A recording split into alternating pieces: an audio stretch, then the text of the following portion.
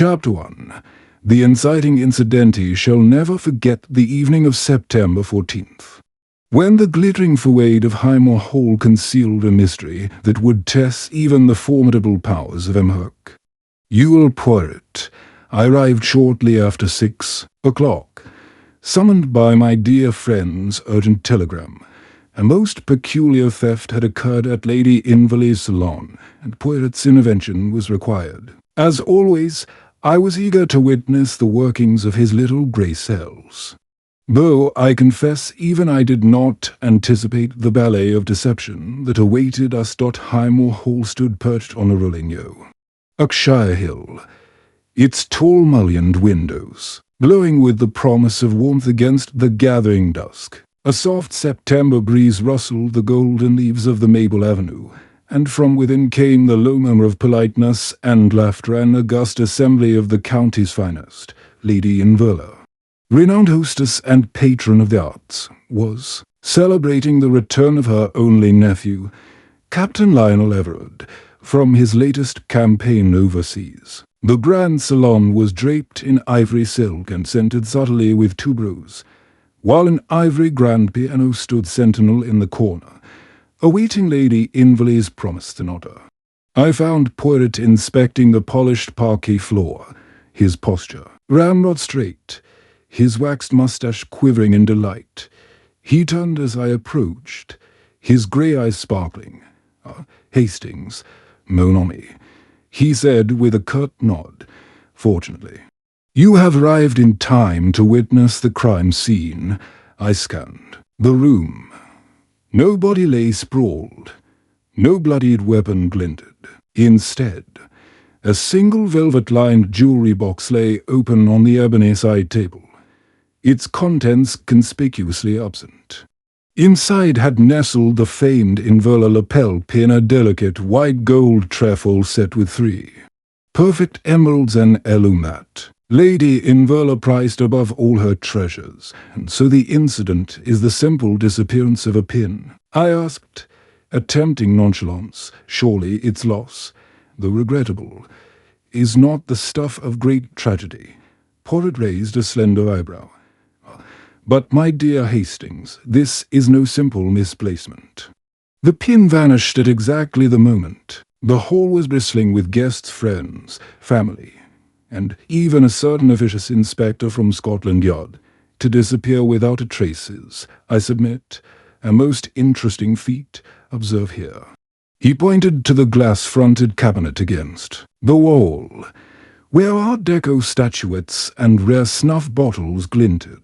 Note the absence of fingerprints on the glass. Note, too, that the box was unlocked, yet none of the servants present this evening bear any key. We advanced toward the salon centre, where Lady Inverley herself hovered beside her nephew, her face a mask of quiet distress. Despite her refined composure, I discerned the tremor in her gloved hands as she traced the outline of the empty box. She turned at our approach. "Poirot, Hastings," she exclaimed, her voice pitched high enough to catch the ear of every nearby guest. "Thank goodness you're here. Lionel, my dear Lionel, someone has stolen the very symbol of our families." "Oh no." Captain Everard, still clad in his uniform of parade blues, offered his anti-steadying arm. He fixed his hawk-like gaze on Poirot, trusting no one, and he said with a sharp smile, "I suppose you wish to interrogate every guest present." "Mais non," Poirot replied, his hands clasped behind his back. "First, we gather our facts, then we observe, and only afterwards we discern the truth. Pray, allow me to request the exact chronology of events." Lady Inverley nodded curtly. "After the sonata my performance, if you recall, ended, I offered the pin for display. It was my final number of the evening, and I placed it in its box on that side table. Captain Everard was to show it later to his fiancée, Miss Lucinda March, whose engagement announcement I promised to make tonight. But when I returned from the piano's keyboard, the lid was open and the pin had vanished. It could not have been removed by accident. I am certain. I closed the lid. A hush fell. I glanced toward the guests. The inspector from Scotland Yard, Inspector Reed, who scratched his chin thoughtfully. Miss Mush herself, slender and pale, her sapphire gown shimmering like water. Colonel Fitzrobert, flushed with claret and laughter. Madame Duval, the French chanteuse, her black lace fan fluttering, and Lord Avery, whose rakish grin belied his age. Each bore a hint of discomfort as they realized their hostess regarded them as potential suspects. Poirot inclined his head gracefully, and the room was locked from the inside. My butler, Mr. Cairns, secured the door after you arrived. Lady Enverla confirmed. He has the only key, and no other way in or up no balcony. No servant's door, no. She said firmly, "This room is sealed when closed." "'Twas been." Poirot murmured. He closed his eyes for a moment, as if inhaling each nuance of the air. Then he opened them, and at once began to circle the side table, his gaze flicking to the late-arriving footprints in the Persian carpet, the slight smear of emerald green dust along the edge of the box, and the faint scent of chicory imperceptible, except to the most practiced of noses. Inspector Reed coughed. "I dare say, Poirot, that your methods are unorthodox, but I shall acquiesce to your investigation. The pen is valued at £2,000, and its theft is a matter for the Yard." Poirot smiled. But there was steel behind that gracious curve. "Inspector, I am here only to reveal the truth. Whether that truth implicates criminal law is not my concern. I serve justice." He turned to me. "Hastings, mon ami, would you be so kind as to collect the guests in the drawing-room? I wish to speak to them individually, away from prying ears." As I moved to obey, I glanced back at the empty box. The glittering emeralds once lay within, next to the folds of black velvet. Now that space seemed somehow charged with accusation, with fear, and with a promise of revelation that would draw out secrets no one present was willing to share. Thus, in that crystalline moment of anticipation, the grand salon transformed from a place of celebration to a chamber of suspicion. The first spark of intrigue had been lit, and the stage was set for a Poirot's mind games to commence. Little did I know how deeply each suspect's hidden motives would entangle us, nor how the fate of the Enverla name would hinge on a tiny piece of jewelry until, at last, the full fabric of deception unraveled, strand by strand, under the scrutiny of those little grey cells. Chapter 2. The first clue as he found myself back in the grand salon less than an hour after escorting the guests to the drawing-room. The lights had been dimmed to a soft glow, and the once cheerful assembly seemed to hover at the edge of taut silence. Poirot stood beside the velvet-lined jewelry box, his posture unchanging as he surveyed the scene. I, too, set aside my role as mere aide and endeavoured to observe every detail alongside him. "Notice Hastings," Poirot whispered, gesturing toward the box, "that the lid's hinge shows a faint but distinct abrasion. Someone forced it open." He tapped the corner of the lid gently with his fingertip. I knelt to inspect the brass hinge, where a thin scrape marred the polished surface, even in the dim light. I could discern the slight roughness. "Who would risk damaging Lady Enverla's property?" I murmured. Poirot's lips twitched in a nearly imperceptible smile, precisely the kind of person accustomed to covering their tracks with bravado. He replied. Then he swept his gaze across the room, pausing at the tall mirror behind the side table. "And look here, the reflection in the mirror, the box, and the table align. Yet there's an extra piece of green cloth at the edge." He pointed to a thread of emerald green silk caught between the mirror's frame and the glass. I leaned forward to isolate the fragment. "This silk does not match the box's velvet interior," I noted. "It's lighter, almost like a scarf." Poirot nodded. "Indeed, a fragment of a gown or a handkerchief. We must find its owner." As I tucked the silk into a glass vial, Poirot produced from his coat pocket. He examined the Persian carpet at the base of the table. "Hastings, you see these footprints? Not uniform to different patterns." I knelt, brushing a fingertip across the pile. "One set is muddied. Deeper at the heel, perhaps a servant's boot hastily cleaned, but still marked. The other is finer, slimmer, like a woman's evening slipper." Poirot's eyes gleamed. "Exactly. Two persons moved close to the table after the guest's departure. The slender print is polished leather, the heel less than an inch high. I suspect Miss Marsh's shoes are of identical make." I rose, recalling Lucinda Marsh's sleek, satin-trimmed pumps. Yet I hesitated. "But Miss Marsh denies approaching the box after your arrival." Poirot pursed his lips. "But she may speak truthfully to her knowledge. Yet memory can be selective when one wishes to conceal." He then directed my attention to a silver tray on the adjacent sideboard. Upon it rested two half-empty glasses of champagne, their bubbles suspended in frozen time. "Hastings, observe the residue on the rim of this left glass." He tapped at it with a gloved finger and then sniffed. A hint of absinthe. I peered closer. A faint green film clung to the crystal. "Absinthe?" I asked, surprised. "Lady Inverla," Poirot replied, "has never partaken of it, nor Captain Everard, but Colonel Fitzrobert, known for his taste for foreign spirits, lingered here." He peered out into the drawing-room beyond the closed doors. He must have slipped back for a private sip. At Poirot's suggestion, I retrieved the tray and carried it to the drawing-room. Several guests sat rigidly upon the settees, exchanging anxious glances. Colonel Fitzrobert started at our approach. "My apology," he said. I stepped back to make a phone call. He indicated the tray. "Is anything amiss?" Poirot did not deign to answer. Instead, he lifted the glass and inhaled deeply, then held it against Colonel Fitzrobert's sleeve. "Your cloth bears a faint scent of absinthe."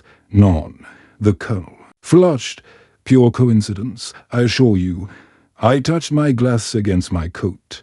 "Coincidence or calculated misdirection?" Poirot murmured, tucking the glass back onto the tray. Then he produced a small magnifying glass and examined the crystalline residue more closely. "These sugar crystals are of a peculiar size, too large for a standard champagne preparation. It indicates they were introduced deliberately to attract attention, perhaps to distract from something more subtle." Meanwhile, the thief worked unobserved. He returned the magnifier to his coat dot as the Colonel sank into his seat. Poirot motioned me back to the salon. Returning, I noticed the piano bench was slightly askew, its cushion bearing a faint indentation. "Hastings, did you notice this when you first arrived?" Poirot asked, tapping the bench. "No," I admitted. "It suggests someone sat here only moments ago, no doubt to conceal their presence." Poirot nodded, and yet no witness saw anyone leave. Our culprit is either very brave or very reckless. We continued our survey. On the ornate mantelpiece above the marble fireplace lay a small pile of handwritten invitation cards. Poirot plucked one and adjusted his pince-nez. "These are for the luncheon next week, nothing unusual. But see here. One card bears a fingerprint smudge in the upper corner, slightly smeared in haste." He traced the print with a dampened piece of blotting paper. "I suspect Lady Inverla handled these, but this smudge is not her print, a clue that the thief lingered here before taking the pin." I suddenly recalled Madame Duval's insistence on handing the invitations before the ceremony, praising their calligraphy. The French chanteuse sat in the drawing-room, fanning herself languidly. Poirot's gaze flicked at her. "Would you care to explain why you pressed these cards so intently?" "Madame," he inquired. She fluttered her fan. I wished to admire the script. "Mon cher, Calligraphy so fine it is an art. Her accent trembled. Is that suspicious? Poirot's smile was inscrutable, merely observational. One notices such details. He closed his notebook and turned to me. Hastings, we have collected several threads, the damaged hinge, the foreign silk, to sets of footprints, absinthe residue, the displaced bench, and an unaccounted fingerprint. Each points to a different suspect. He retrieved the vial containing the silk fragment and slipped it into his pocket. Now, my friend, we shall retire for the moment. Tomorrow, we shall interview each guest in turn privately. He paused. But first, I shall retire to my quarters to meditate on these clues. I offered to escort him, but he dismissed the notion. None. Hastings, our minds work best in solitude. You, however, must rest before tomorrow's inquiries. As I closed the salon door behind me, I reflected on Poirot's findings. The crime may have seemed simple, a missing pin, but already a web of complexity emerged. Each clue hinted at hidden anxieties, secret desires, and concealed motions in the shadows of Highmore Hall. The night stretched on, yet sleep eluded me. I lay in my guest chamber. Replaying Poirot's observations, 100 questions sprang forth. Who wore the green silk? Who introduced the absinthe? Who manipulated the bench? As dawn approached, I realized that beneath the evening's elegance lay motivations as dark and twisted as any murder, and at the heart of it all stood the vanished lapel pin, waiting to reveal the secrets of those who coveted it. Chapter 3. The gathering of suspects the following morning. A crisp autumn light filtered through Highmore Hall's leaded windows, illuminating the grand salon where Poirot and I took our places once more. The side table with its empty velvet-lined box stood sentinel, its absence still as striking as the night before the murder. Lady Inverla, resplendent in a jade-green gown that complemented her silver hair, presided over the gathering. The key figures assembled in formal portraiture. Captain Lionel Everard, poised and slightly tense. Miss Lucinda March, pale but composed. Colonel Fitzrobert, his uniform sleeves still bearing a faint scent of absinthe. Madame Duval, in mourning black lace, and Lord Avery, leaning back with a roguish ease. Poirot surveyed the circle with his customary gravity. "Mzamas," he announced, his voice carrying across the room. "We are assembled to continue our investigation of the missing lapel pin. Each of you will answer my questions, in turn, in private. But before that, allow me to present you to one another in this context, a closed circle in which the truth must emerge." He gestured gracefully, and I began with Captain Everard. Tall and straight-backed, the officer stood at the foot of Lady Inverley's piano. "Captain," Poirot said, "you returned from the war only yesterday. What brought you directly to Highmore Hall rather than to London or your regiment?" Captain Everard inclined his head. "My aunt insisted I be here for tonight's celebration and, of course, to reveal my engagement. I was stationed in India until last month, then travelled by convoy through Europe to return here." He paused. "I confess I slept little on the journey, but I was at my aunt's side when she placed the pin on the table." Poirot nodded. "And did you see anyone approach the jewellery box after Lady Inverla stepped away from it?" Captain Everard's jaw tightened. "No, I was speaking with Miss Marsh at that moment. Just beyond the piano." He glanced at Lucinda, who offered only a faint lift of her chin in acknowledgement. Next, Poirot turned to Miss Lucinda March. Her dark eyes shone with inner strength despite the pallor of her complexion. "Miss March, your engagement to Captain Everard is a happy announcement. Yet the circumstances of the pin's disappearance have cast a shadow. What were your movements immediately after the sonata?" Miss Marsh smoothed her silk skirt. "I congratulated Lady Inverla, then spoke briefly to Madame Duval about her performance. I admired her technique and, yes, I handled the invitations displayed on them on Telby's, but I did not touch the jewelry box itself. Her voice remained calm, though Poirot's piercing gaze lingered on the faint green thread he had sealed. In his vile dot he pivoted to Colonel Fitzrobert, who shifted uncomfortably.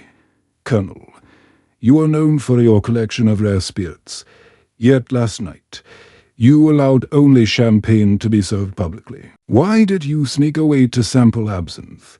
The colonel cleared his throat. "I wish to savor a taste I have missed while abroad. It was hardly a crime." He straightened his jacket. "I did not, however, touch the pen, if that is your implication." Poirot waved a gloved hand. "Not yet, Colonel. We continue." He then addressed Madame Duval, her dark eyes flushing behind her lace mantilla. "Madame, your presence in London society this season has caused quite a stir. You spoke of invitations last night with great interest. Why, art transcends utility, monsieur." She replied in her soft French accent. The invitations were exquisite calligraphy of a delicacy I rarely see. I wished to examine them closely. She raised her fan to her lips. I handled them but briefly. Finally, Poirot beckoned to Lord Avery. Lounging by the fireplace, Lord Avery. "You were many hats, art's patron, occasional gambler, connoisseur of rare antiquities. Did you see anything unusual last night?" Lord Avery removed a gold-topped walking cane from the hearth. "I noticed Miss Marsh's green scarf fluttering near the jewelry table as Lady Inverla stepped to the piano, but by the time I reached that side of the room, her scarf had fallen to the floor, and the box was open." He tapped the velvet. "Caution. I assumed it was an accident until the scream." Poirot nodded thoughtfully. "Very well. Each of you has contributed a piece of the evening's tableau. Yet the pin remains missing, and the clues persist." Lady Inverla drew a deep breath. "Inspector Reed from Scotland Yard will soon arrive to take formal statements. I beg you all to be candid. This heirloom is precious not only in value, but in sentiment." At that moment, a discreet knock sounded at the door.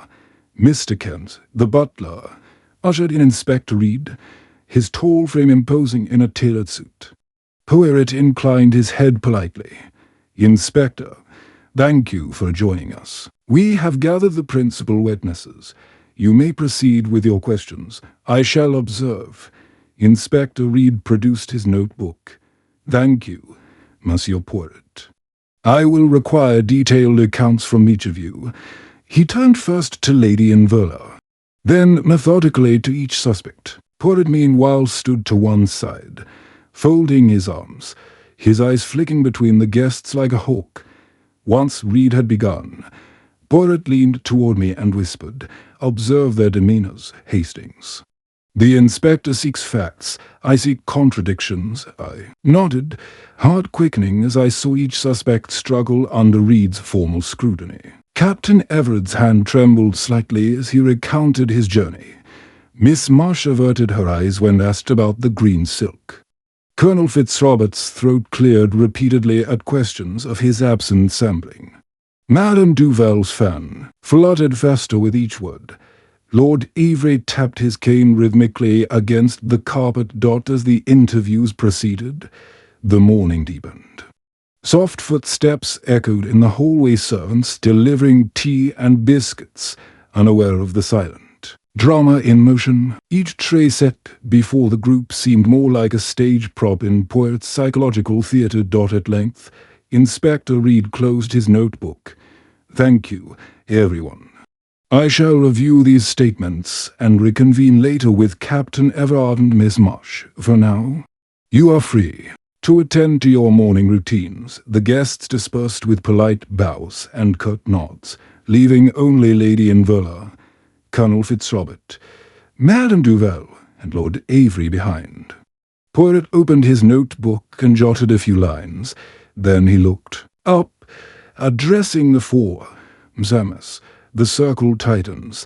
I request that you remain in Highmore Hall until the pin is found." He allowed that to hang in the air before adding more softly, "You are each free to move about, but you will find me in the library this afternoon, should you wish to speak further."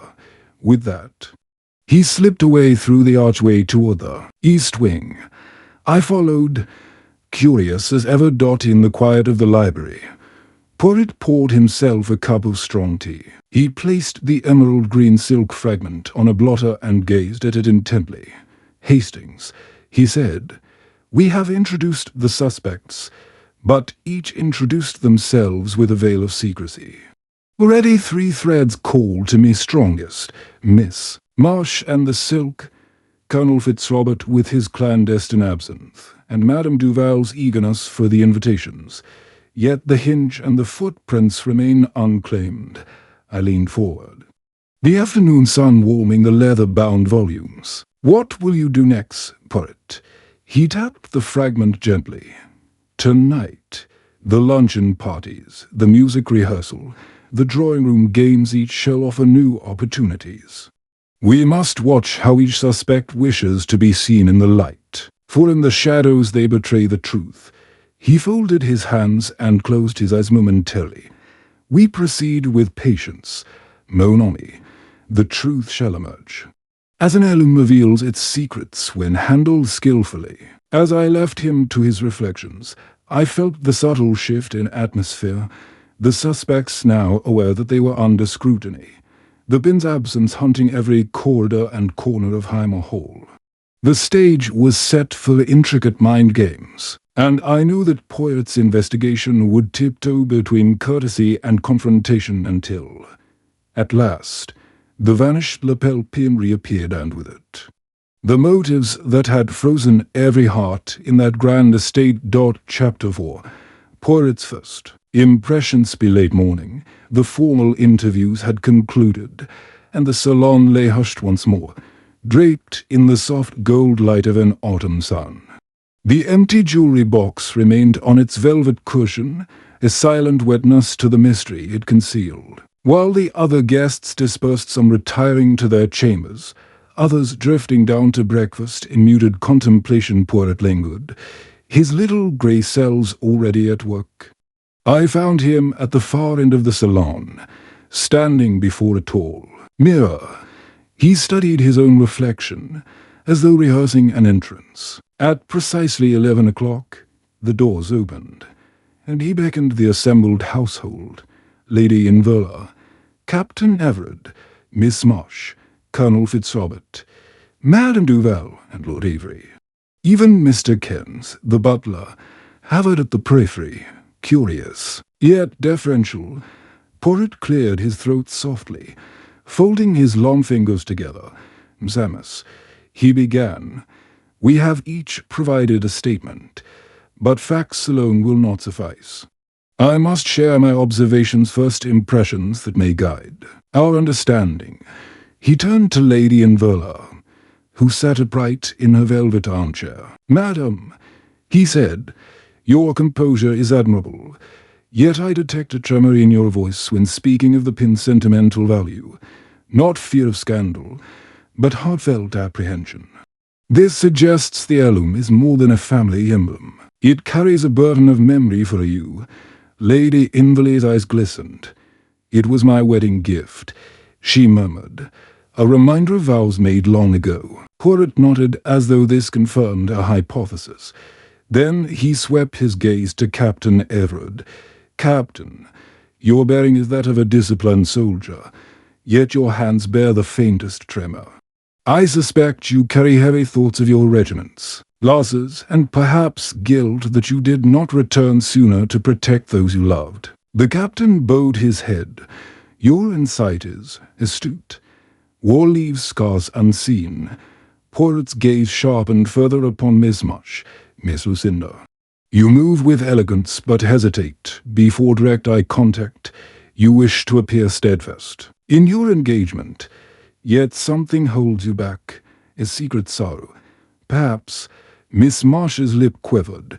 She pressed her gloved hands to her lap, but said nothing. Next came Colonel Fitzrobert, whose usually seemed strained. Poirot observed the slight swell of his nostrils. Colonel. Your palate for spirits is renowned, and last night you tasted absinthe despite propriety. That speaks not merely of indulgence, but of a desire to inebriate sorrow at a steady nose. Tell me, what troubles you that requires such courage? The Colonel's jaw clenched. Memories best left unspoken. Monsieur, Poirot inclined his head, and then examined Madame Duval. Her lace mantilla drawn close. Madame, your voice is soft, yet your eyes flare with intensity when you discuss art. You value beauty above convention. And perhaps you see in Lady Inverley's invitations a reflection of your own craft. She nodded, though the inquiry seemed to pierce her carefully guarded reserve. Finally, Lord Avery lounged in a chaise longue, his cane resting across his lap. Poirot noted the slight slackening of his usual poise. Lord Avery, he said, you speak with wit, but I perceive a weariness at the edges of your humour. A life of pursuit of women, of rarities may leave one hollow. Lord Avery exhaled, slowly. Perhaps, monsieur, but I find pleasure still where I can. Poirot closed his eyes briefly, then opened them like lenses focusing. These, Samus, are the impressions that first struck me. Their purpose is not to shame, but to illuminate. We proceed now with a hypothesis. The official theory that a servant, unnoticed, slipped in, took the pin, and departed is insufficient. The perpetrator must be among you, and acted with intent and familiarity. A murmur ran through the room. Even Lady Inverley drew in her breath as if steeling herself. Poirot continued, his voice calm yet authoritative. This crime required knowledge of the pin's location, of the salon's locks, and of the moment when attention would be diverted. Only someone close to Lady Inverley, someone with freedom of movement at the critical instant, could have carried it out. He paused, letting the words resonate. Moreover, the pin has not left the house. Were it on the person of the thief, it would betray itself by weight or glint. No porter at the gates reported items of jewelry. Therefore, the pin lies concealed within these walls, hidden until such time as the thief can retrieve it safely. I watched the faces of the suspects. Captain Everard's jaw was set. Miss Marsh's hands gripped the arms of her chair. Colonel Fitzrobert's eyes flicked to the servants' quarters. Madame Duval's fan trembled. Lord Avery's impish grin faded. The tension tightened, like a string drawn taut before release. Poirot then addressed the butler. Mr. Cairns, you have served this household for many years. Did you notice any irregularity among the servants? Any cleaning, rearrangement, or whispered conversation during the sonata? Mr. Cairns inclined his head. Madame asked me to clear the visitors' coats and hats from the vestibule. I returned to secure the salon door, then received Lady Inverley's call to re-enter. He hesitated. No one spoke to me of any jewelry. Merci, Poirot said. Your loyalty is noted. He turned back to the group. We shall now reduce our circle further. I wish to meet privately with each of you one at a time in the library, to explore your relationships to the pin and to one another. He dismissed the gathering with a gentle wave, one by one. The guests departed, their footsteps echoing. Down the corridor, my own turn was first, and I watched Poirot's method. He allowed each suspect to leave, then studied the empty space they had occupied, as though their essence lingered in the air. Finally, only Miss Marsh remained. Poirot studied her, then inclined his head.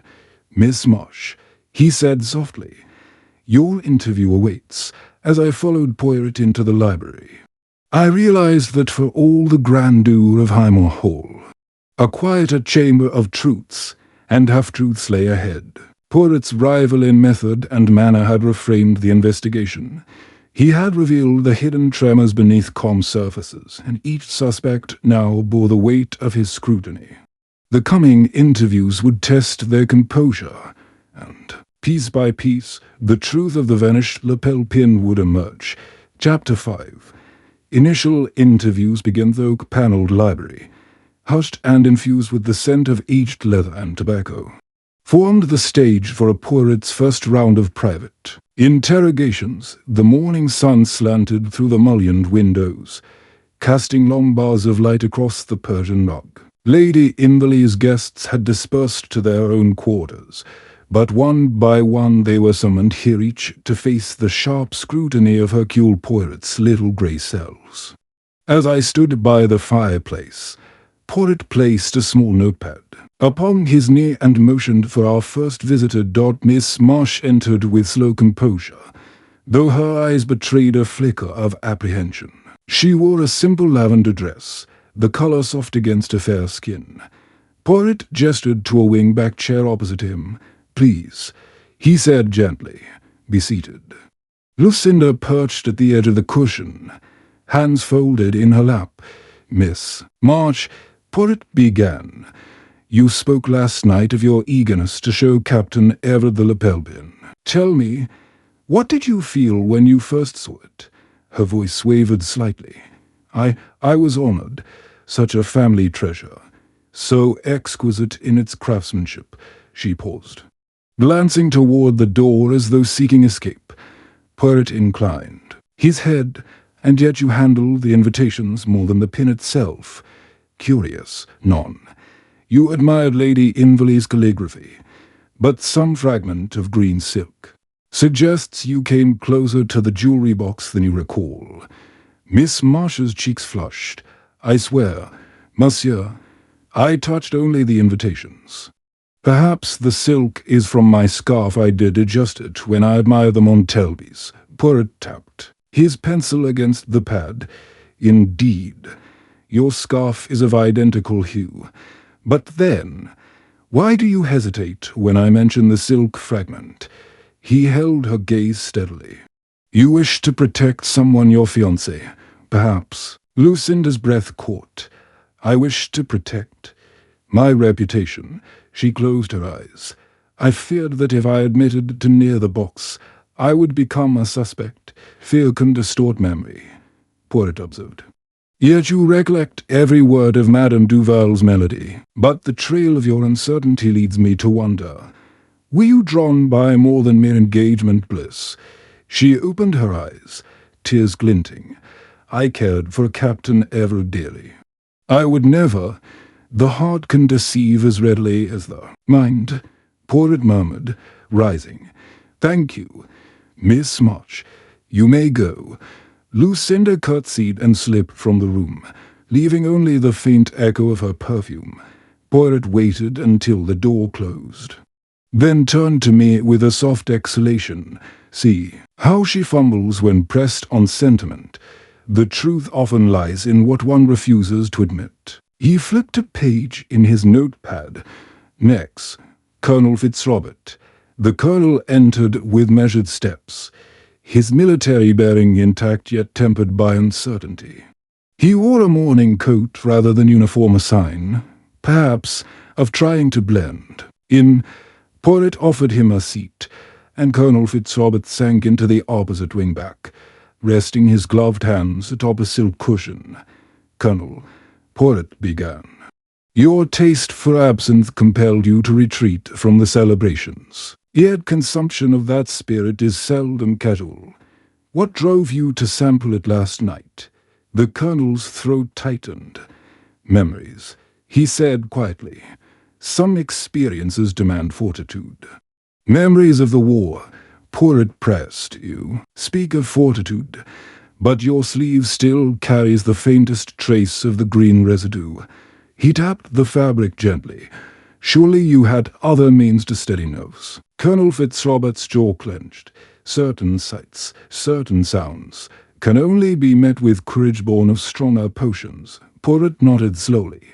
"So the absence served as a shield. Yet it also dulled your senses. You may have misjudged your own strength and opportunity." He leaned forward. "Tell me, Colonel, did you approach the jewelry box while others applauded Tessenotta?" The colonel's gaze flickered to the window. I wished only to admire the room in solitude. The box, it sat there, and touched and inviting. He paused, then added with a bitter smile, and I cannot say I did not touch it. Poirot's eyes narrowed. You touched the box. Yet you did not remove the pin. Why, the Colonel shook his head. My regrets are not of theft but of loss. Another matter entirely. He pressed a handkerchief to his brow. I apologize if I falter under questioning. Poirot rose and circled the chair. Regret and guilt are different. Regret looks backward. Guilt looks inward. You regret personal errors. Yes, yet your actions last night betrayed a deeper agitation. He placed his hand on the armrest. I will retrieve that agitation soon enough. He stepped back and nodded to me. Thank you, Colonel. You may rest. The Colonel stood stiffly, inclined his head, and exited. Leaving the library in sudden stillness, Poirot sat back and jotted. A note to interviews, to emotional truths. Miss Marsh protects love. Colonel Fitzrobert shields remorse. Both motives can lead to the same act, taking what is not one's own to fill an ache. I leaned forward. Do you suspect either? Poirot tapped the pad. Not yet.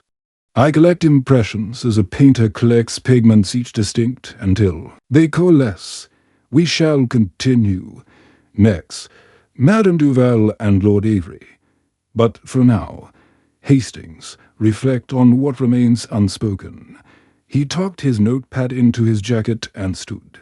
We pause here, to give our suspects time to reveal themselves. Further, this afternoon, I shall summon them again. The game deepens. He led me from the library, the echoes of questions still hanging in the air and the vanished lapel pin waiting, somewhere within Highmore Hall's walls, for its story to be fully told. Chapter 6. The first false lead midday light had softened to a muted glow by the time Inspector Reed summoned the household back into the salon. Lady Inverla stood near the windows, a pale figure of dignity and anxiety. Poirot and I took our places beside the empty jewelry box, while the assembled suspects Miss Marsh, Colonel Fitzrobert, Madame Duval, and Lord Avery exchanged uneasy glances. Even the hum of the servants' footsteps in the corridor seemed charged with tension. Inspector Reed cleared his throat and held aloft a small velvet pouch. Ladies and gentlemen, he announced, his voice firm. I believe we have solved the mystery of the missing lapel pin. Gasps rippled through the room. He opened the pouch and presented a gleaming trinket. Behold, this morning, the pin was discovered hidden behind a loose panel in the servants' pantry. Our maid, Miss Sheridan, admitted under questioning that she found it and intended to return it discreetly. He turned toward Mrs. Sheridan, who stood trembling by the doorway, under further pressure. She confessed to taking the pin in order to gain favor with Lady Inverla. Unless anyone objects, I intend to place her in custody for attempted theft. A stunned silence followed. Mrs. Sheridan's face was streaked with tears. She murmured, Please, madam. I only meant to restore it. My hands shook so, lady. Inverla looked stricken, and Miss Marsh covered her mouth with a gloved hand. Colonel Fitzrobert's jaw tightened, and Madame Duval's fan fluttered violently. Only Lord Avery remained impassive. Observing with mild curiosity, Poirot stepped forward, tapping the pin with his cane. Inspector, he said calmly. If I may. Reed inclined his head curtly.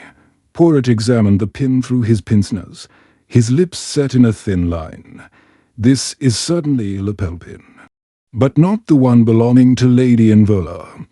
He handed the pin back. Notice the setting. This metal is of less sweet and warmer hue than white gold. The emeralds are tinted glass, not genuine stones. Miss Sheridan's find is a clever replica. Reed's brow furrowed. A replica. But she confessed out of fear.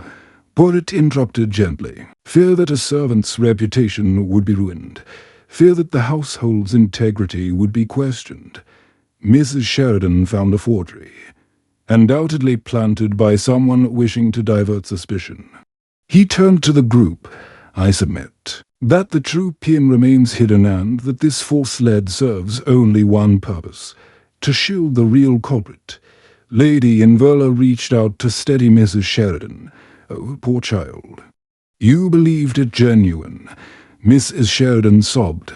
I thought it was the real pin so different from the engraving in the display cabinet that I dared not show it. She sank into a chair, her shoulders quaking. Inspector Reed looked abashed, brushing a hand across his brow. I apologize, madam. My haste allowed this deception. He pocketed the replica and addressed Poirot. Pray enlighten me. Where, then, is the true jewel? Poirot inclined his head. First, we observed that the replica was placed behind the loose panel in the pantry. Whoever planted it knew that Mrs. Sheridan would search that spot last, eager to return the heirloom. Therefore, our suspect has knowledge of the pantry's layout and the maid's habits. He swept his gaze over the 4 remaining suspects. Second, note the impressions on this replica. A faint smudge of cabinet varnish, suggesting it was hastily removed from its display mount.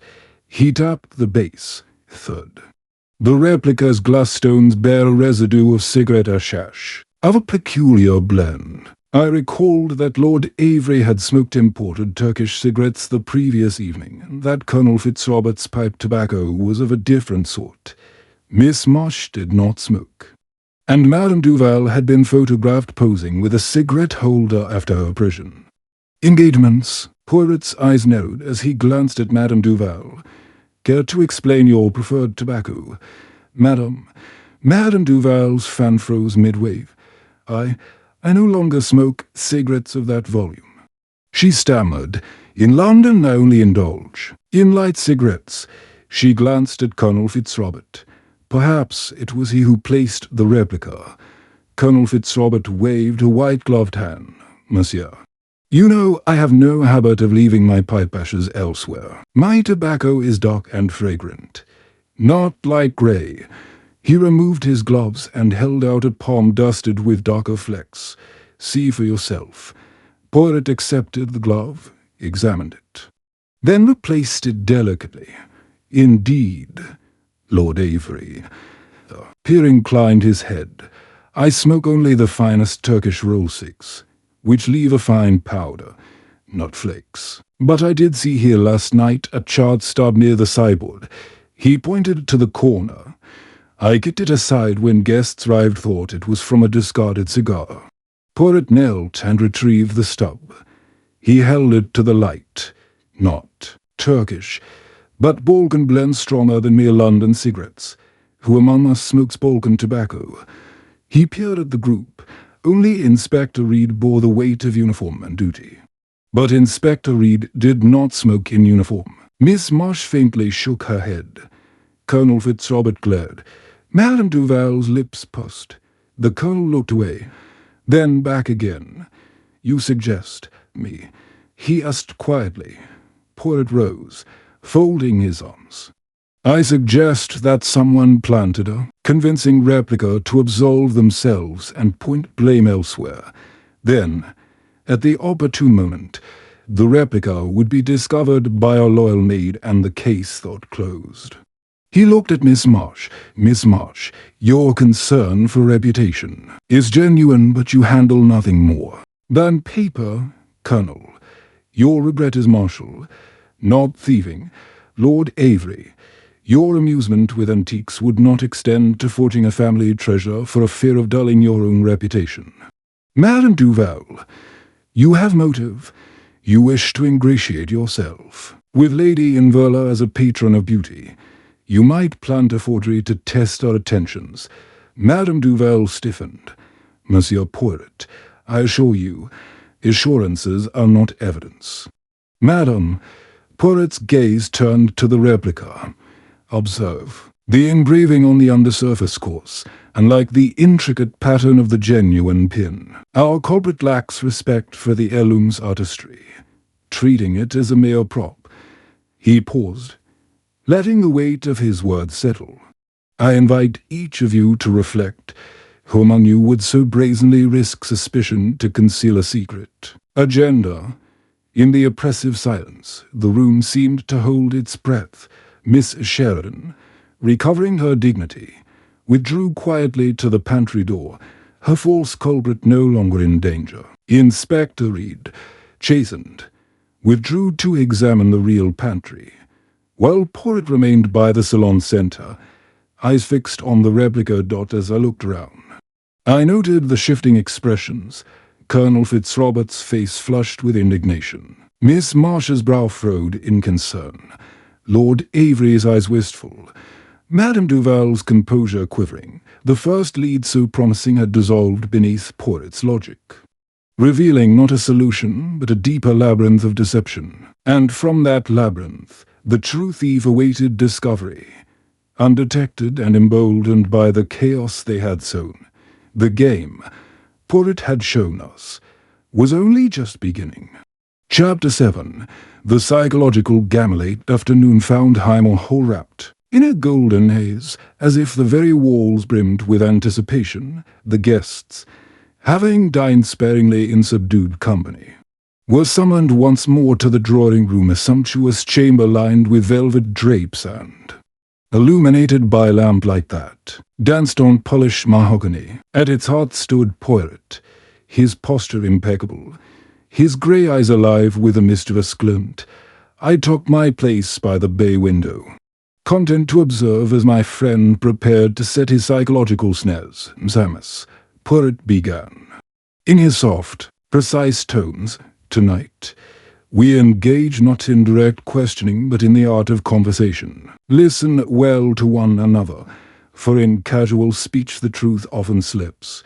You will each contribute to a discussion, yet know that I listen not only to your words, but to the silences between them. He swept his gaze across the assembled four. Miss Marsh, poised beside the piano, Colonel Fitzrobert, leaning on his cane, Madame Duval, fan aloft, and Lord Avery, reclining in a chaise longue. Each wore a mask of politeness, though tension rippled beneath. Poirot seated himself on a low ottoman, patting the cushion beside him. Allow me to begin with a small anecdote, he said. Yesterday, at precisely the moment of Lady Inverley's sonata's final notes, I observed a slip of silk fall from a gown. It fluttered briefly before vanishing under the side table. What thoughts does this image evoke for you? Miss Marsh inclined her head slightly. An unfortunate accident, she murmured, a stray thread. Nothing more. Her voice trembled just enough to betray discomfort. Colonel Fitzrobert cleared his throat. Silk is fragile, yet beautiful, much like memory. One false move and it unravels. He met Poirot's gaze firmly. Madame Duval's eyes flickered. Silk in art is a symbol of luxury and hiding folds that shield. She tapped her fan. Pointedly. Lord Avery smiled thinly. Silken threads bind us, monsieur. Cut one, and the whole tapestry loosens. He sipped his brandy. Poirot nodded to each. Interesting. Captain Everard's lapel pin vanished beneath such silken folds. Yet the fragment I hold hints at intention rather than accident. He produced the green silk fragment from his pocket, and presented it like a relic. Miss March, you wear that colour with grace. Yet did the fragment come from your scarf or from another's gown that you brushed past? Miss Marsh's fingers clenched round the piano's edge. I do not recall coming near the box, she said in a low voice. Perhaps I stumbled, but never with intent. Poirot tilted his head. Stumbling can be deliberate, if one wishes to blur the line between accident and design. He returned the fragment to his coat. Let us shift our focus, Colonel. You spoke of memory, yet memory can deceive. You sampled absinthe in secret. What memory did you hope to dull, and did you succeed? The colonel's mustache twitched. He set aside his cane and straightened. I sought to temper the sounds of battle that linger in my ears. He swallowed. Nevertheless, I remained lucid. His eyes hardened.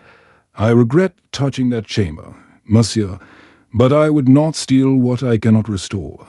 Restoration is a noble intent, Poirot conceded. Yet the replica found in the pantry betrayed a desire not to restore, but to mislead. He paused, letting the thought hang. Who among us delights in clever deception? Madame Duval raised her fan sharply. Deception is the lifeblood of art. To conceal truth is to challenge perception. She leaned forward. I planted nothing, but I appreciate the beauty of a well-crafted illusion. Poirot's smile was courteous but firm. Illusions, madam, reveal the heart of the elusive. You value aesthetics above all. But this was no aesthetic test, it was a theft. He turned to Lord Avery. And you, my lord, what is your craft? You handle antiquities. Yes, but forgery. Would you risk your reputation for such a thrill? Lord Avery chuckled softly. Reputation is cheap if one wishes to trade it for excitement. But you overestimate my daring. He tapped his cane. I prefer the authentic over the counterfeit. Poirot's eyes flicked to me briefly, then back to the group. Authenticity, a motif indeed. Yet the true pin remains hidden. He rose, moving among them with deliberate grace. Monsieur Fitzrobert, the hinge's abrasion was that your doing. You claimed only to admire the room in solitude. He stopped before the colonel. Yet solitude invites temptation. The colonel's eyes flickered with agitation. Temptation is not theft. Monsieur, he straightened. I touched the box only to feel its weight, to assure myself it was genuine. I left it undisturbed. Assurance can birth covetousness, Poirot replied evenly. He moved to Madame Duval. And you, madame, what are the invitations? You admire the calligraphy. Yes, but those cards lie above the fireplace, far from the box. Why linger there when the object of desire stood nearer? Madame Duval narrowed her eyes. I was drawn to the art of the invitations, not to the pin. She clicked, her fan closed. Surely you would not accuse me for appreciating beauty, only observing patterns, Poirot said. Then he turned to Miss March. Miss March, your concern for a reputation was evident. Yet reputation can shield cold calculation. Love can be a cloak for a fear. He paused. You spoke of protecting Captain Everard, yet he has no knowledge of your movements. He studied her face. Is it protection you seek or escape from? Suspicion. Lucinda's lips parted, as if to speak, then pressed shut. Her flush crept over her cheeks. She sank into her chair, her composure crumbling. I have nothing more to say. Her voice quivered. Poirot inclined his head and withdrew to chairs, seating himself across from her. Reflect. Mademoiselle, fear can prompt rash action, but fear also isolates. He folded his hands. The mind, in panic, seeks small victories like concealing a trinket to stave off loss. She shivered, eyes downcast. Colonel Fitzrobert leaned forward, concern flickering in his gaze. Madame Duval's fan fell to her lap. Lord Avery frowned. The silence that followed was heavy. Each breath, measured, Poirot rose and addressed the room. Thank you, Samus. Tonight's exercise is complete. Remember, the walls have ears, and words carry weight. I shall retire to consider your reflections. Tomorrow we resume. He gave a small bow. As the guests dispersed, Lucinda slipped past me, tears in her eyes. I offered a reassuring nod, but her pain was private. Colonel Fitzrobert paused to smooth his coat, while Madame Duval tucked her fan into her sleeve. Lord Avery lingered by the mantel, staring at the empty pin cushion as though hoping for its sudden reappearance.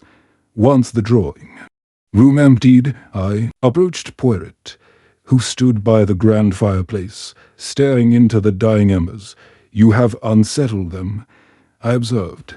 Poirot turned, his expression thoughtful. "Indeed, Hastings, each has felt the tug of conscience or the thrill of danger. Tonight, the seeds of doubt will germinate. The true culprit grows anxious. Sensing that suspicion tightens like a noose, he tapped his temple. Soon, they will slip, revealing the motive that drives them." I glanced back toward the door, half expecting to see someone watching us. "And what of Miss Much? Her heart wrestles with love and fear," Poirot said softly. "She may yet save Captain Everard by unveiling the truth, or she may cling to her secret until it consumes her." He glanced at the empty cushion, where the pin once lay. "The psychological game has begun, and in this game, the mind is both weapon and shield." With that, he led me from the drawing room, leaving behind a chamber heavy with unspoken tensions and the promise of revelations to come. Chapter 8. A secondary mystery hush that fell over Highmore Hall after Poirot's psychological exercise was broken abruptly by a sharp cry from the corridor. We had gathered in the grand salon, Lady Inverla reclining by the fire, Captain Everard pacing near the piano, Miss Mush seated at a writing desk, and Colonel Fitzrobert leaning against the mantelpiece when the cry echoed again. Poirot and I exchanged a glance before sprinting toward the source, the morning room, adjacent to the dining hall. There, on a chaise longue draped in tapestry, lay Madame Duval, her lace mantilla fallen back to reveal a face drained of colour. Her delicate frame was rigid, and her eyes flickered open in panic. Beside her stood Lord Avery. His cane dropped to the floor as he knelt in alarm. "Moan. Do," Lord Avery exclaimed. She collapsed as soon as I offered her a spoonful of soup. He indicated a small silver tureen and a linen-covered spoon. I thought she merely startled at my approach. Poirot moved with deliberate calm. He knelt by Madame Duval and lifted the edge of her handkerchief, detecting a faint, sweetish scent. Absinthe residue mixed with something else, something bitter, like oleander. He closed his eyes, inhaling subtly, then rose to inspect the tureen.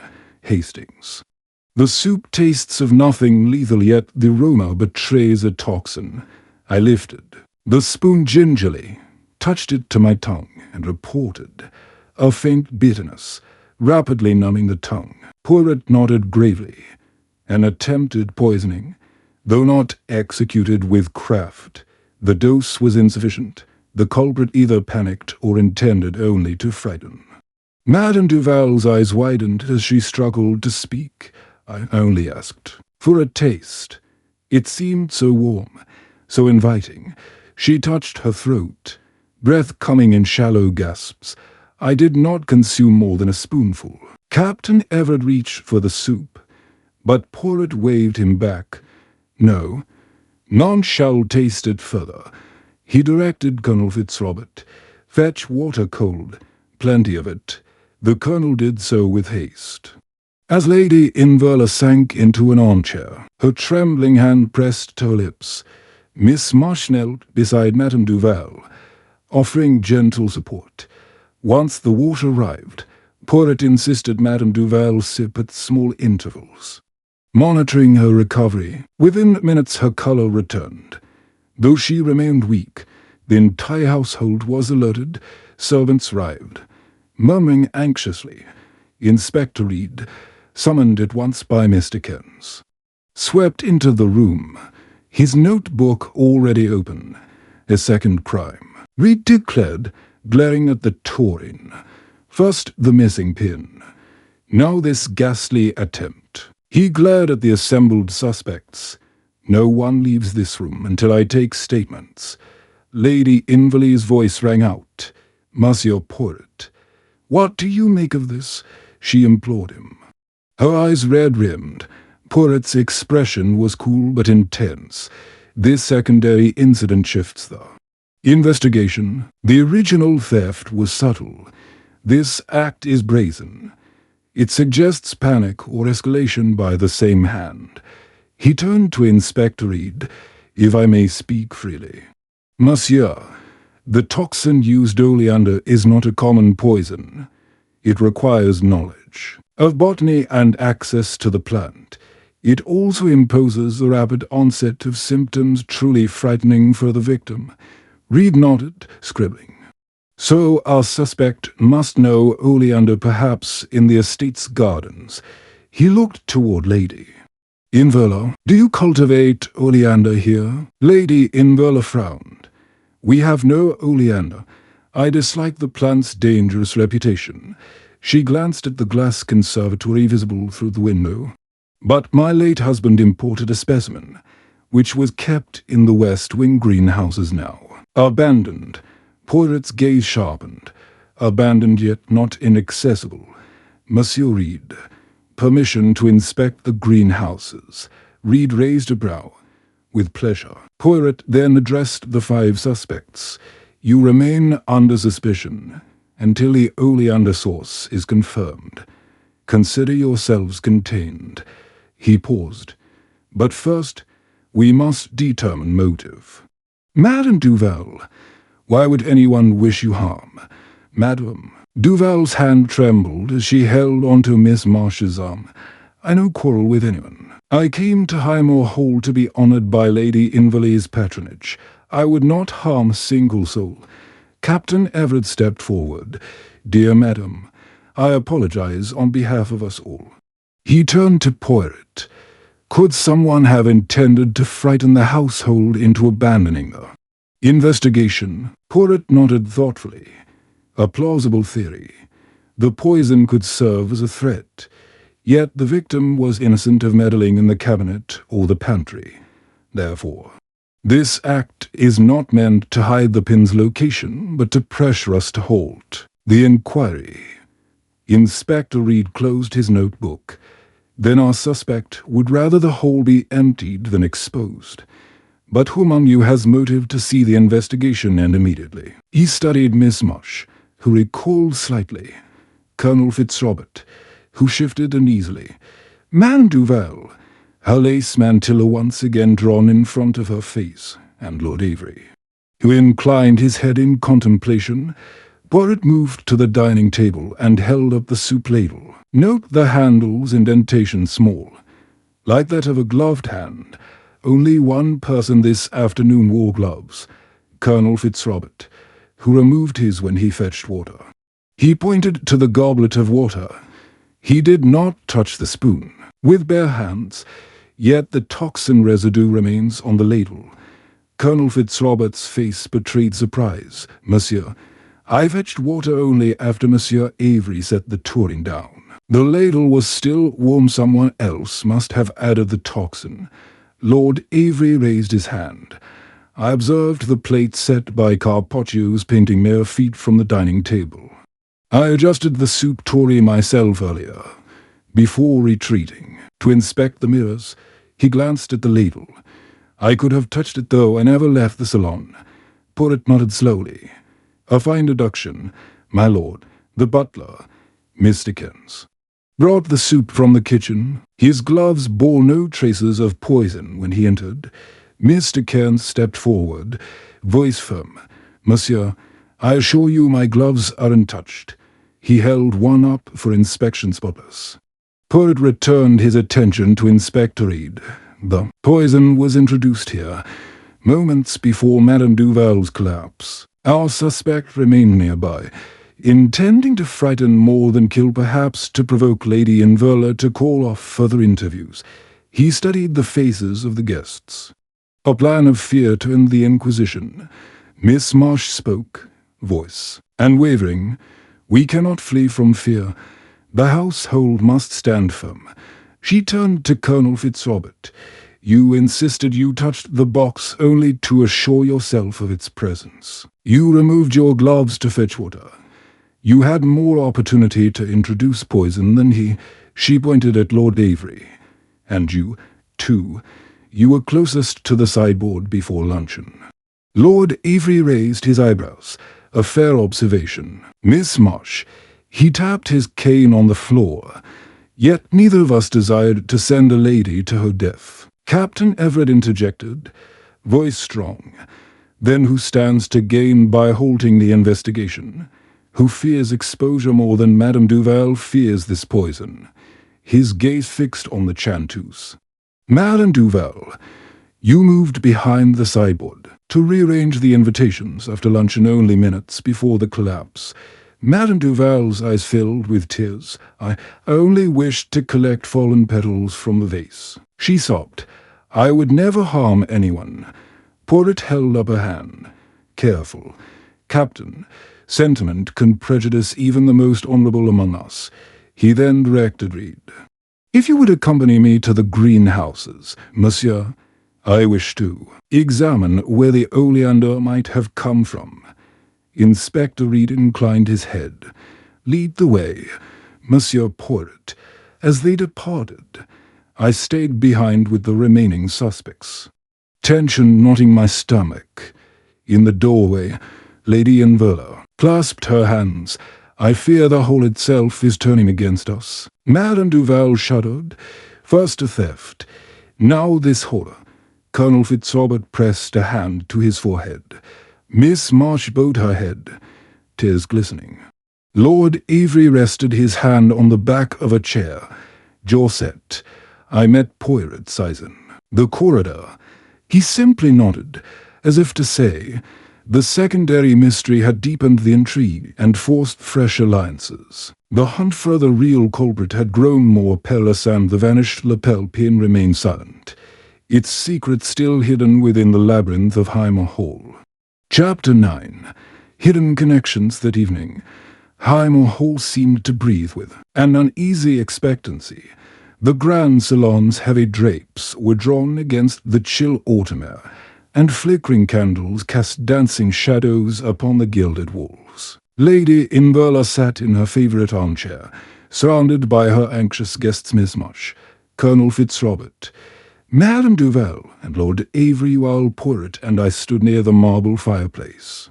Preparing for the next phase of our inquiry, Poirot turned to me in a low voice. Hastings, I wish to explore the hidden connections among our suspects.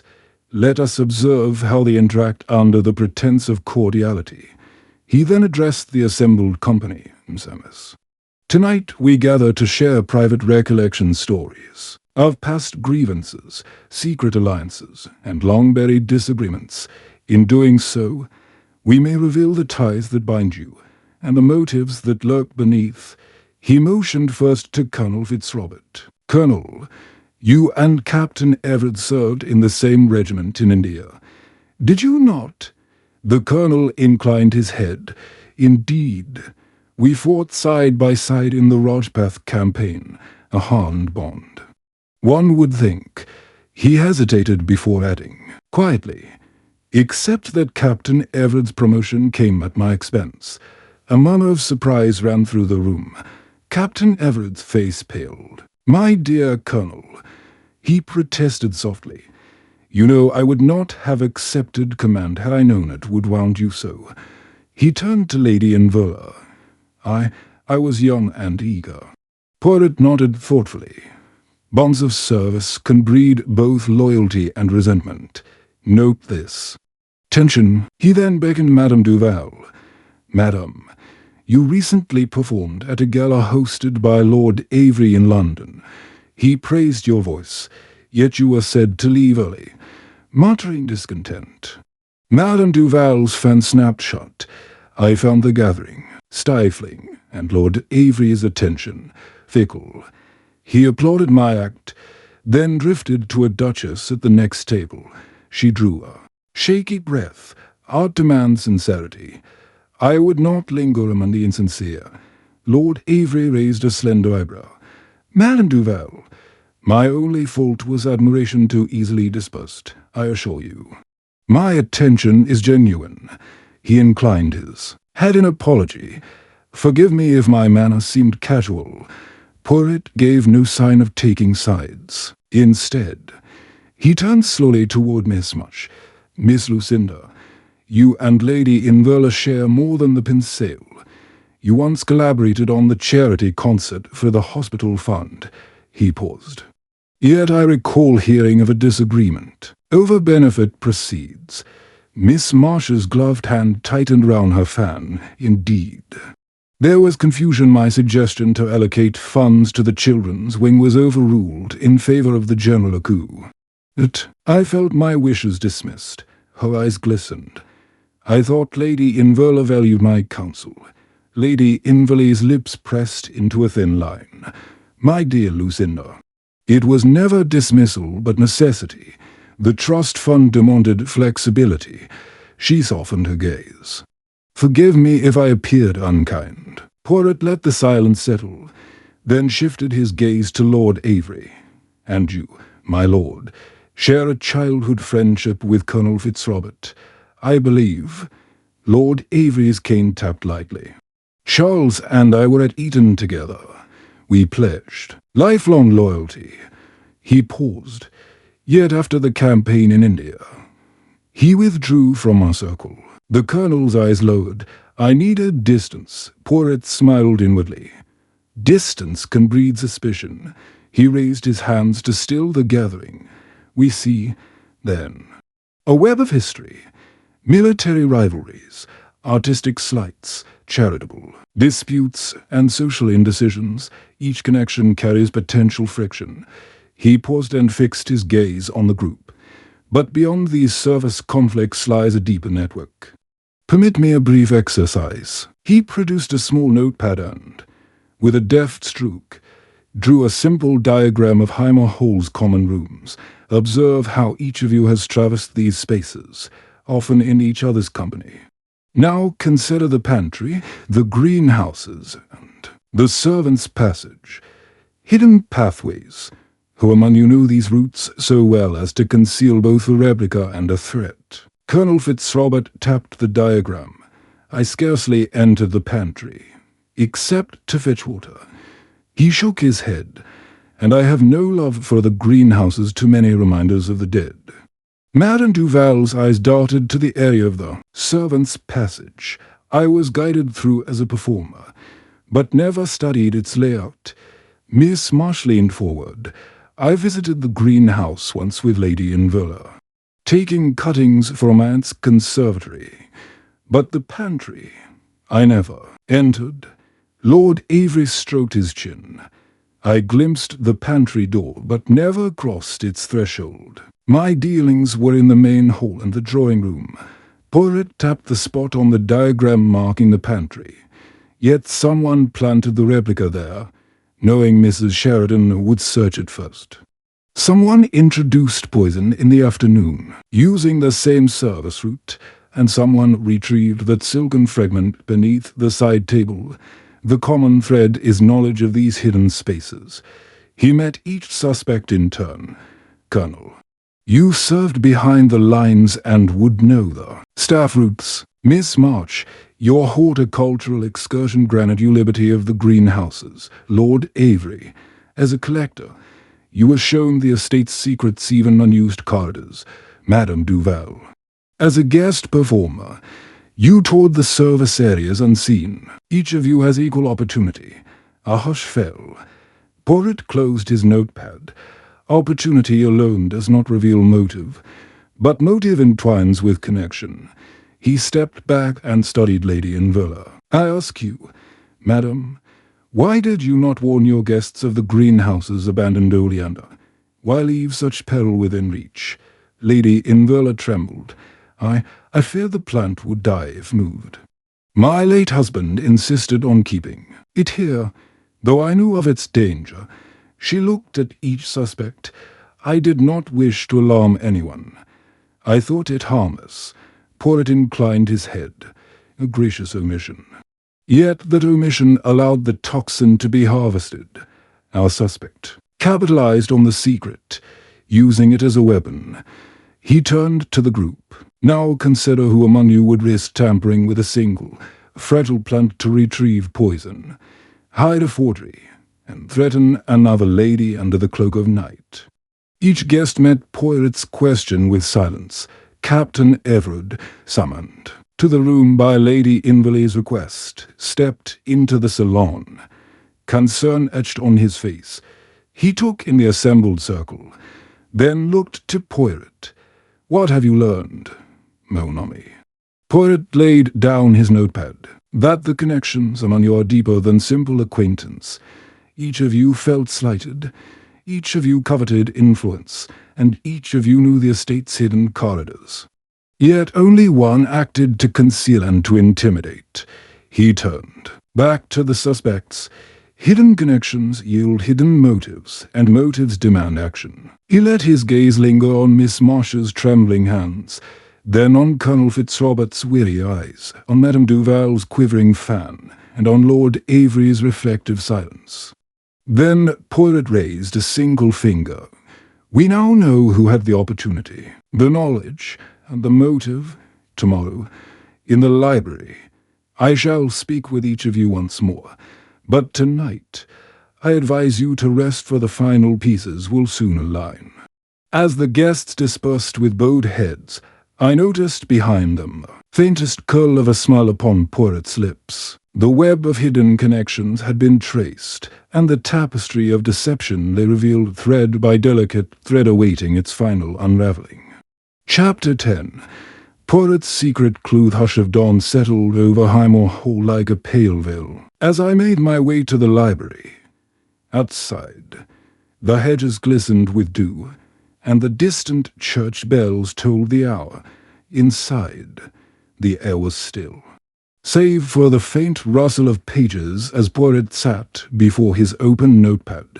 Eyes closed in concentration, a single beam of sunlight struck the green silk fragment pinned to the center of the table, illuminating its fibers with an almost ethereal glow. I cleared my throat softly. "Monsieur Poirot, you wished to see me before our interviews." He opened his eyes slowly, fixing me with an unreadable gaze. "Yes, Hastings, there's a clue so subtle that it lies hidden in plain sight. A detail overlooked by all but the keenest observer." He tapped the notepad. "But I require your assistance to confirm its significance." I stepped forward. "Of course. What have you discovered?" Poirot rose and moved to the fireplace, taking from the mantel a small, antique locket. He handed it to me. "This belonged to Lady Inverley's late husband, engraved with the initials EI. I noticed last night that the back clasp was slightly askew, as though prized open recently." I examined the locket. The hinge was indeed loosened, the metal scratched. But why would our culprit handle this? It is not of monetary value, precisely. Hastings, it represents sentiment, not fortune. Yet look inside." Poirot opened the locket, revealing a miniature portrait of a young woman with emerald green eyes. Beneath it lay a folded scrap of paper, partially burnt at one edge. He gently extracted it with a penknife and unfolded the brittle fragment. A receipt dated 2 months ago from a jeweler in London for 3 loose emeralds. My brow furrowed. 3 emeralds. But the lapel pin held only 3 stones. Could someone have procured these gems to craft a duplicate pin? Poirot smiled. The tiniest curve of his lips. Exactly. The replica discovered in the pantry was made using these very emeralds. But our culprit did not make the forgery themselves. They acquired the stones illicitly and commissioned the copy. I sank into a chair, astonished. So the forgery's glass stones were merely camouflaged to hide the true gems, until they could be reset into another setting. Mon ami, you grasp the import immediately. Poirot closed his eyes and inhaled deeply. Now observe this. The receipt bears the name L. Marsh. The 3 emeralds were purchased in Miss Lucinda Marsh's maiden name. Yet Miss Marsh claims no knowledge of stones beyond her engagement pin. I gasped. Miss Marsh, she must have procured these emeralds under a false pretext. Yet she had neither the funds nor the desire to forge a family heirloom. Why would she buy emeralds in the first place? Poirot walked to the table and laid the receipt beside the silk fragment and the replica's sketches. That is the mystery we resolve now. But one more detail remains. The jeweler's note, special. Request handle with discretion. The stones were to be collected personally. See here, Hastings the time stamp.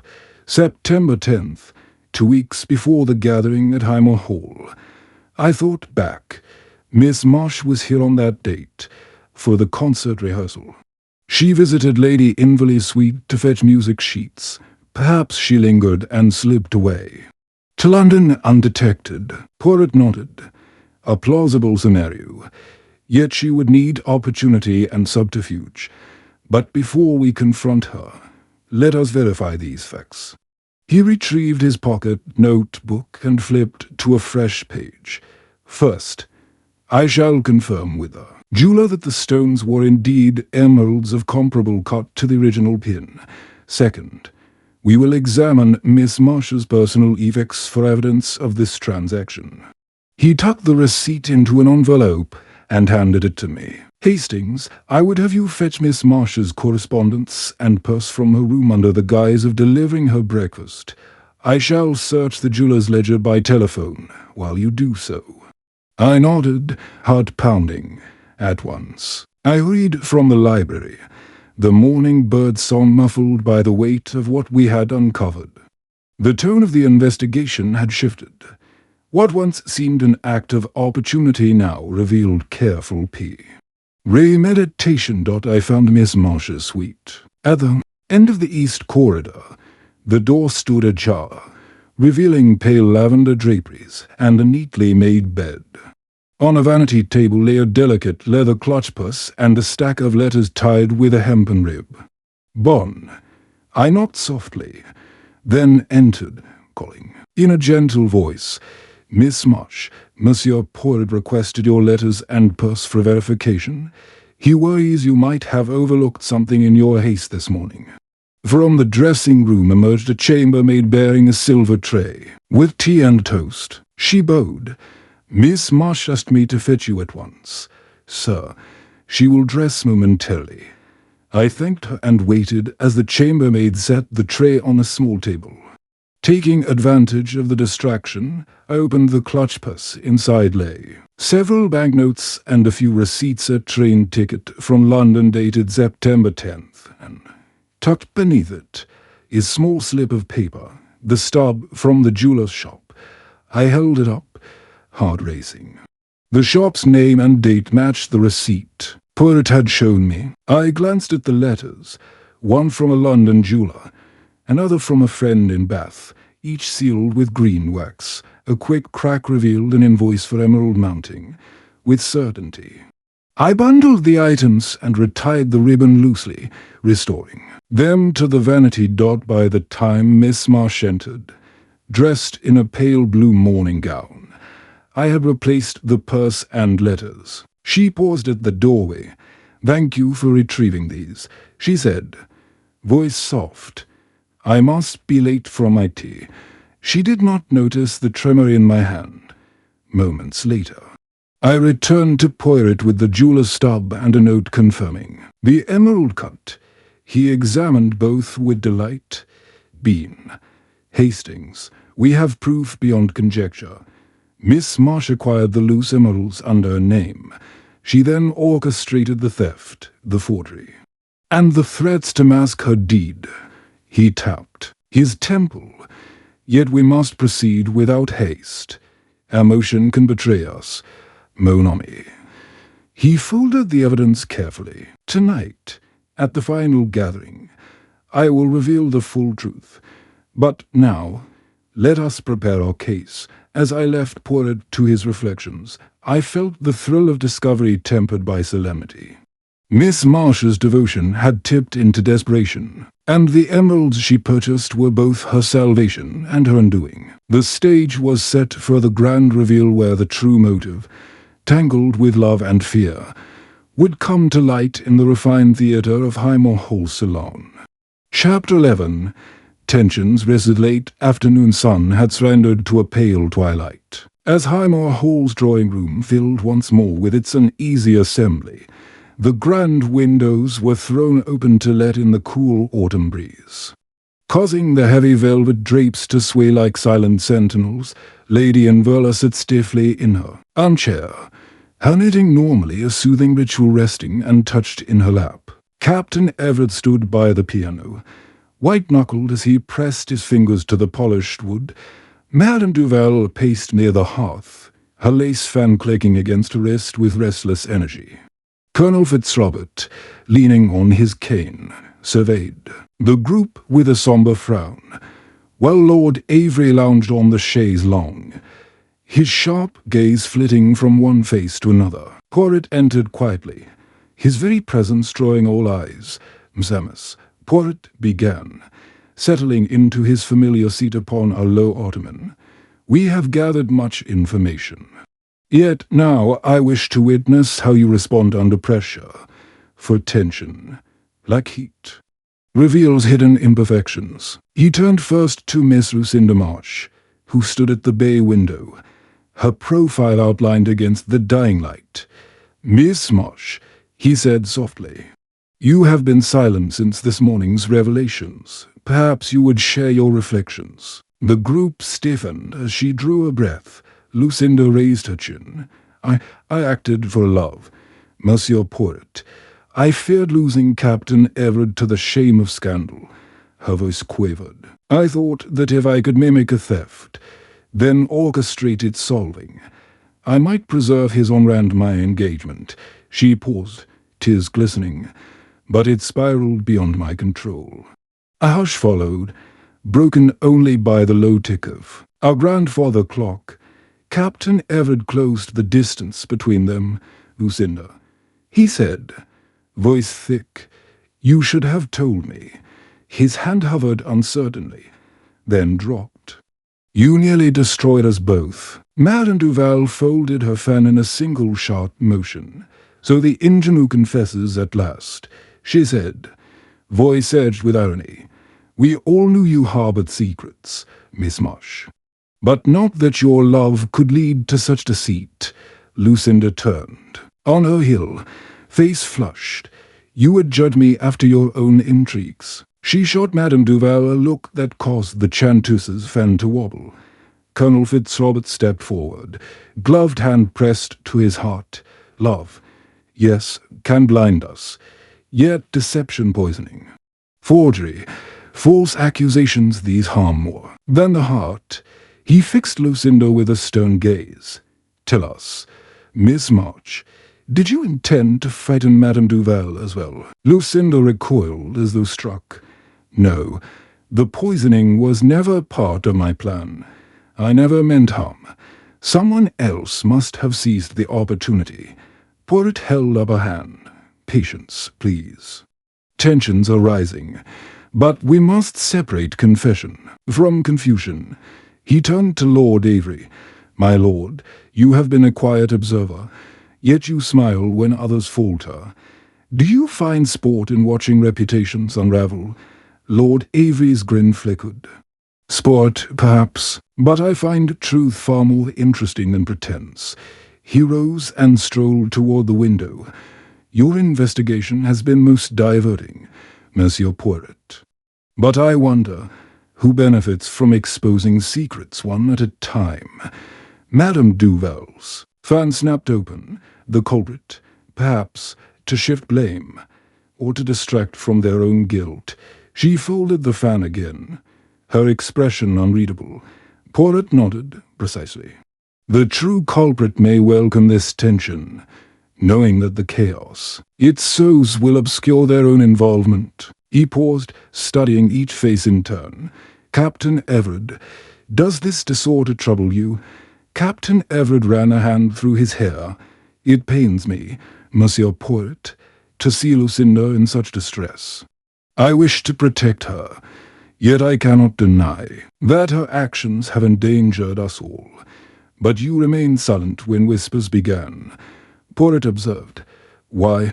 Everett met his gaze squarely. "I hoped to preserve her confidence, to shield her.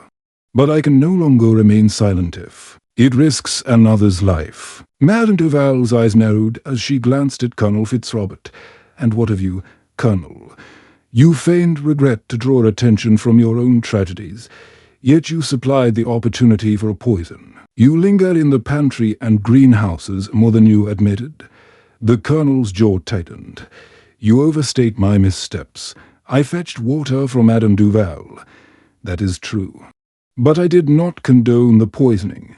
My remorse is not for theft or harm, but for my own failures. Lady Inverla, her knitting forgotten, rose unsteadily. She placed a trembling hand on the mantel. Enough. We each bear responsibility for some misjudgment. But none of us knowingly wish to harm. We are all fallible, and yet one among us is more than that. Poirot inclined his head gravely. Indeed.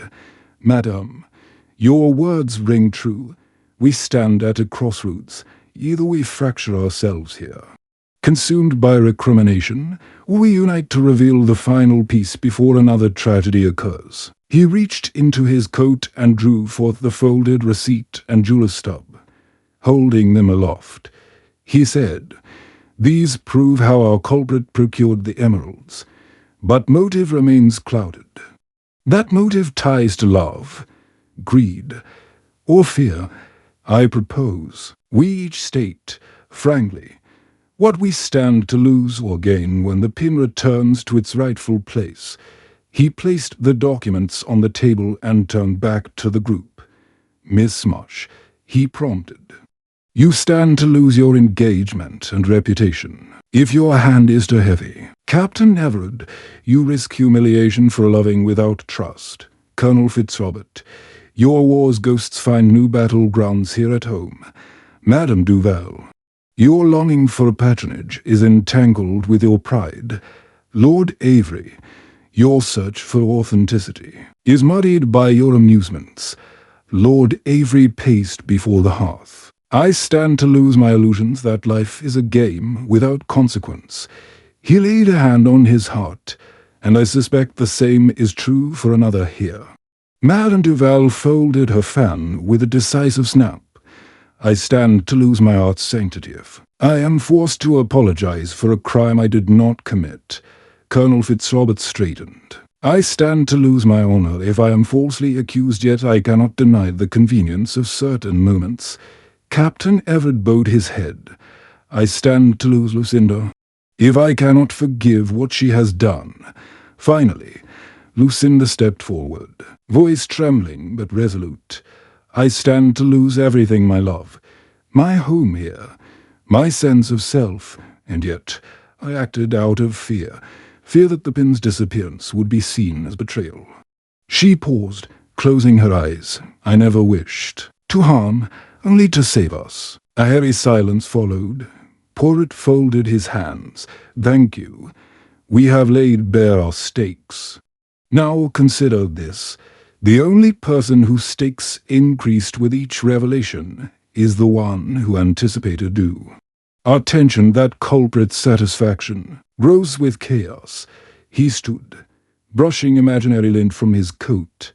We shall end this evening with a final gathering, in the grand salon, where the sequences of events will be reconstructed. There, the culprit's calculated pleasure in our discord will reveal them at last. For now, rest, Mzamus, for tomorrow's dawn will bring the truth." As they filed out, shoulders heavy, I glanced at Poirot. His eyes sparkled with quiet triumph. The tensions had indeed risen, and each suspect had betrayed a sliver of their hidden self.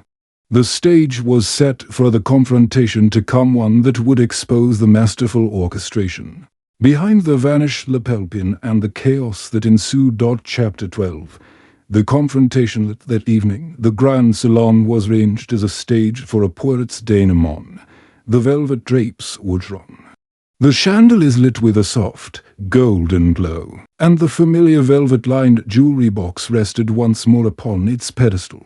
Around it stood the assembled household: Lady Inverla, Captain Everard, Miss Lucinda Marsh, Colonel Fitzrobert, Madame Duval, and Lord Avery. Inspector Reeve occupied a seat to one side, ever the dutiful chronicler, while I remained at Poirot's elbow. Poirot surveyed the circle, his expression one of polite gravity. "Mzamus, He began. "We have traversed a labyrinth of clues and misdirections tonight. We reconstruct the key moments, the placement of the pin, its disappearance, and the planting of the forgery." He held up his small notepad. "By retracing your steps, we shall expose the hand that guided each act. I ask that each of you revisit your exact position at the moment Lady Inverla placed the pinupo and the table." He turned to Lady Inverla. "Madam, please demonstrate." She stepped forward, placed the pin box upon the table, then withdrew to her usual armchair. Next, Captain Everett illustrated how he congratulated his aunt at the piano, while Miss Marsh crossed to the mantel to admire the invitations. Colonel Fitzrobert mimed stepping back to sample absinthe. Madame Duval described lingering near the visitor's register, and Lord Avery reclined upon the chaise, gazing at the sideboard. With each movement, Poirot nodded thoughtfully. Then he held up a fragment of green silk. "Miss March, you spoke of adjusting your scarf at the Montelbys. Yet this fragment was discovered beneath the jewelry table. Please demonstrate how." "In relocating from the fireplace to your seat, that scarf might have brushed the box." Miss Marsh's lips quivered. She crossed from the mantel to her chair, head inclined as if checking a reflection. As she did so, her scarf slipped from around her neck, falling in a soft arc. In a single, fluid motion, she reached to catch it, her gloved hand skimming the table's edge. She paused, catching her breath, and the silk fragment fluttered too. The floor, Poirot's grey eyes gleamed. "You see how easily that may occur." He retrieved the fragment from the carpet and placed it beside his notes. "Yet this evening, we discovered that the fragment was deliberately torn from the scarf's edge." He pointed to the uneven fringe. "Such a tear suggests intention, not accident." Miss Marsh's face blanched. She looked to Captain Everett, but his expression was one of sorrowful reproach. Poirot moved to the replica pin's display case. "Next, we consider the forger's materials. The emeralds were purchased in London under the name L. Much and delivered to one of you. That purchase supplied the stones for our false heirloom." He held up the jeweller's stub. "Miss Marsh, you claimed ignorance of these transactions, yet your receipt bears your signature." She swallowed hard, eyes brimming. I can explain." Her voice cracked like a brittle note. Poirot inclined his head. "Please do." He gestured to a chair beside him. "Sit and tell us why you acquired those emeralds and why you orchestrated the theft." Lucinda sank into the seat, trembling. She clutched her scarf to her chest as if seeking comfort. I loved Lionel so deeply," she began, voice hollow. "I feared that the Inverla family would see me as an outsider and ambitious girl unworthy of their legacy." The lapel pin symbolized acceptance, but I believed that if I possessed it, then returned it as lost and found, I could prove my devotion and secure my place. She paused, tears spilling. "I never meant for anyone to be hurt." Poirot nodded, allowing her confession to hang. "And the poisoning?" he asked quietly. "Who introduced the oleander into Madame Duval's soup?" Lucinda flinched. "That was not my doing, I swear it.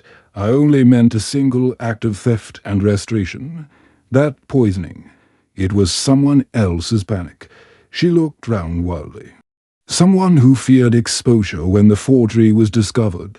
At that moment, Colonel Fitzrobert stepped forward. His voice was low and steady.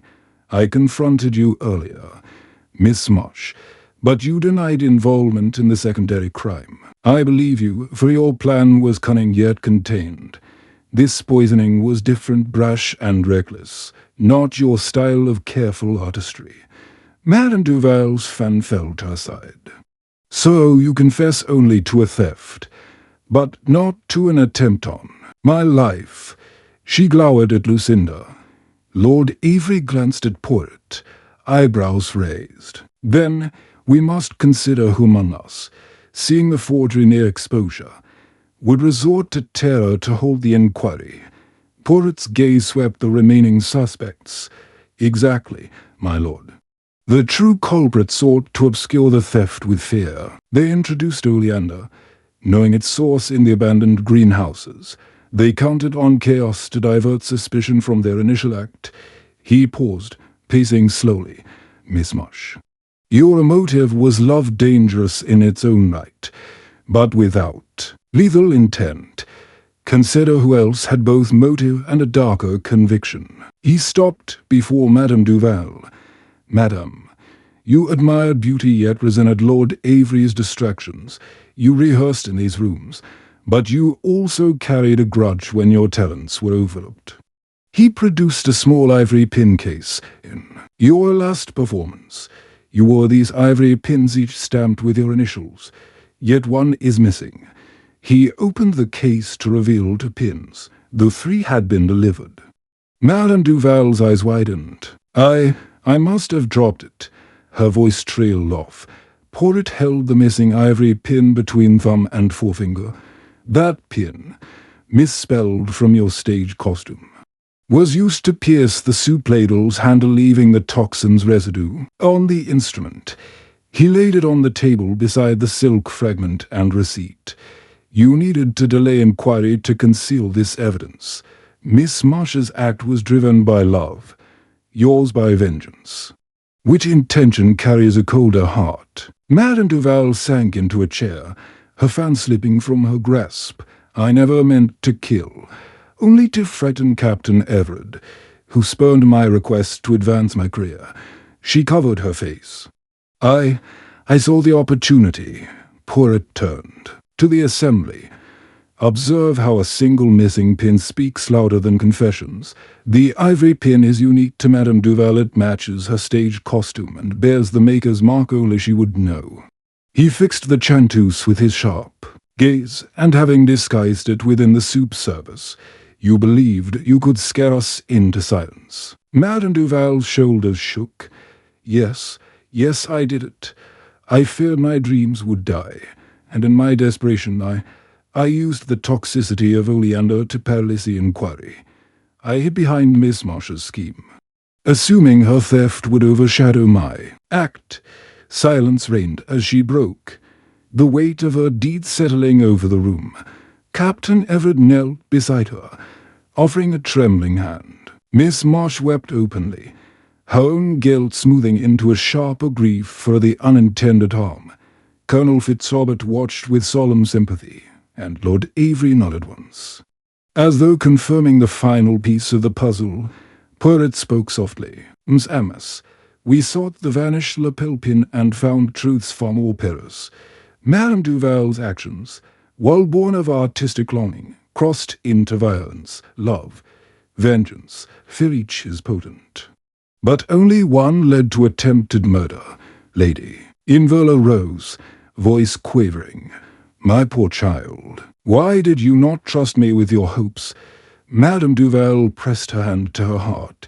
I thought I must compel fate to listen. She bowed her head, tears falling. Poirot closed his notepad and folded his hands. Let us end this tragic evening by restoring what we can: truth, justice, and, where possible, forgiveness. He turned to Inspector Reed. Monsieur, the evidence is clear.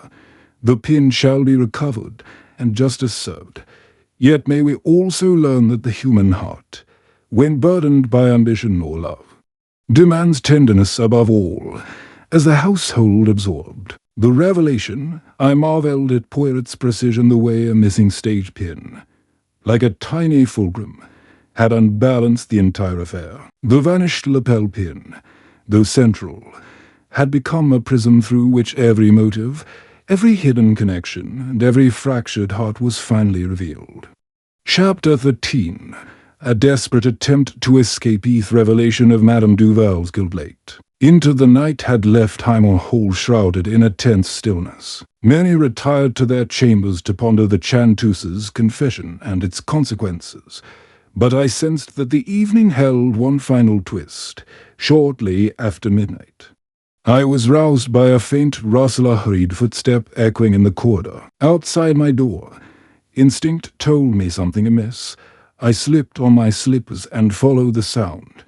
Pausing at the foot of the grand staircase, there, beneath the flickering wall sconces, I spotted Madame Duval's distinctive lace mantilla disappearing round the corner toward the servants' wing. My heart quickened.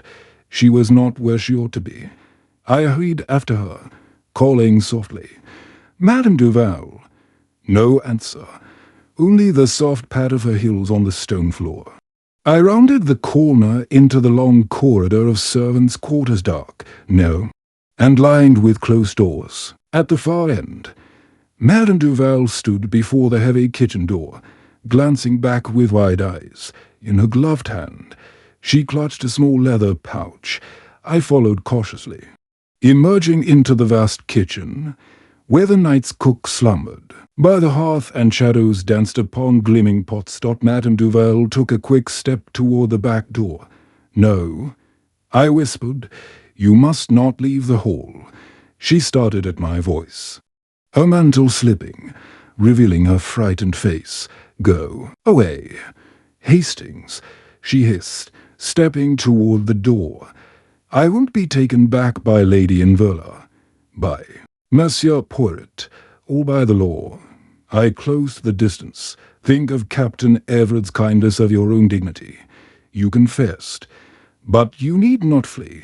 She shook her head fiercely, her fan falling onto the stone floor with a soft clatter. Unseen by her, I noted the leather pouch's broken clasp. Inside lay the missing ivory pin and a folded scrap of Madame Duval's music score, stained with tears and ink. Behind her, the heavy back door loomed ajar, its hinges slick with dew. Beyond lay the formal gardens and the drive, leading to freedom. She took another step forward. I lunged to intercept her, hand outstretched, but she slipped past me, sprinting through the door into the misty night. I pursued at once, bursting into the moonlit garden. The grounds were silent save for the rustle of fallen leaves. Madame Duval ran toward the iron gate at the drive's end. Her silhouette mantilla billowing seemed lithe and determined. "Stop," I called, chasing her across the dew-soaked grass. My foot caught on a root, sending me sprawling, but I scrambled up, adrenaline lending me forgotten strength. She reached the gate and fumbled with the latch. The leather pouch slipped from her grasp, its contents spilling onto the ground. I stumbled forward, grabbing the ivory pin before she could snatch it back. Turning, I saw her form vanish into the darkness beyond the gate, her flight swift and purposeful. I pocketed the pin and the score, then raced back toward the hall, breath ragged.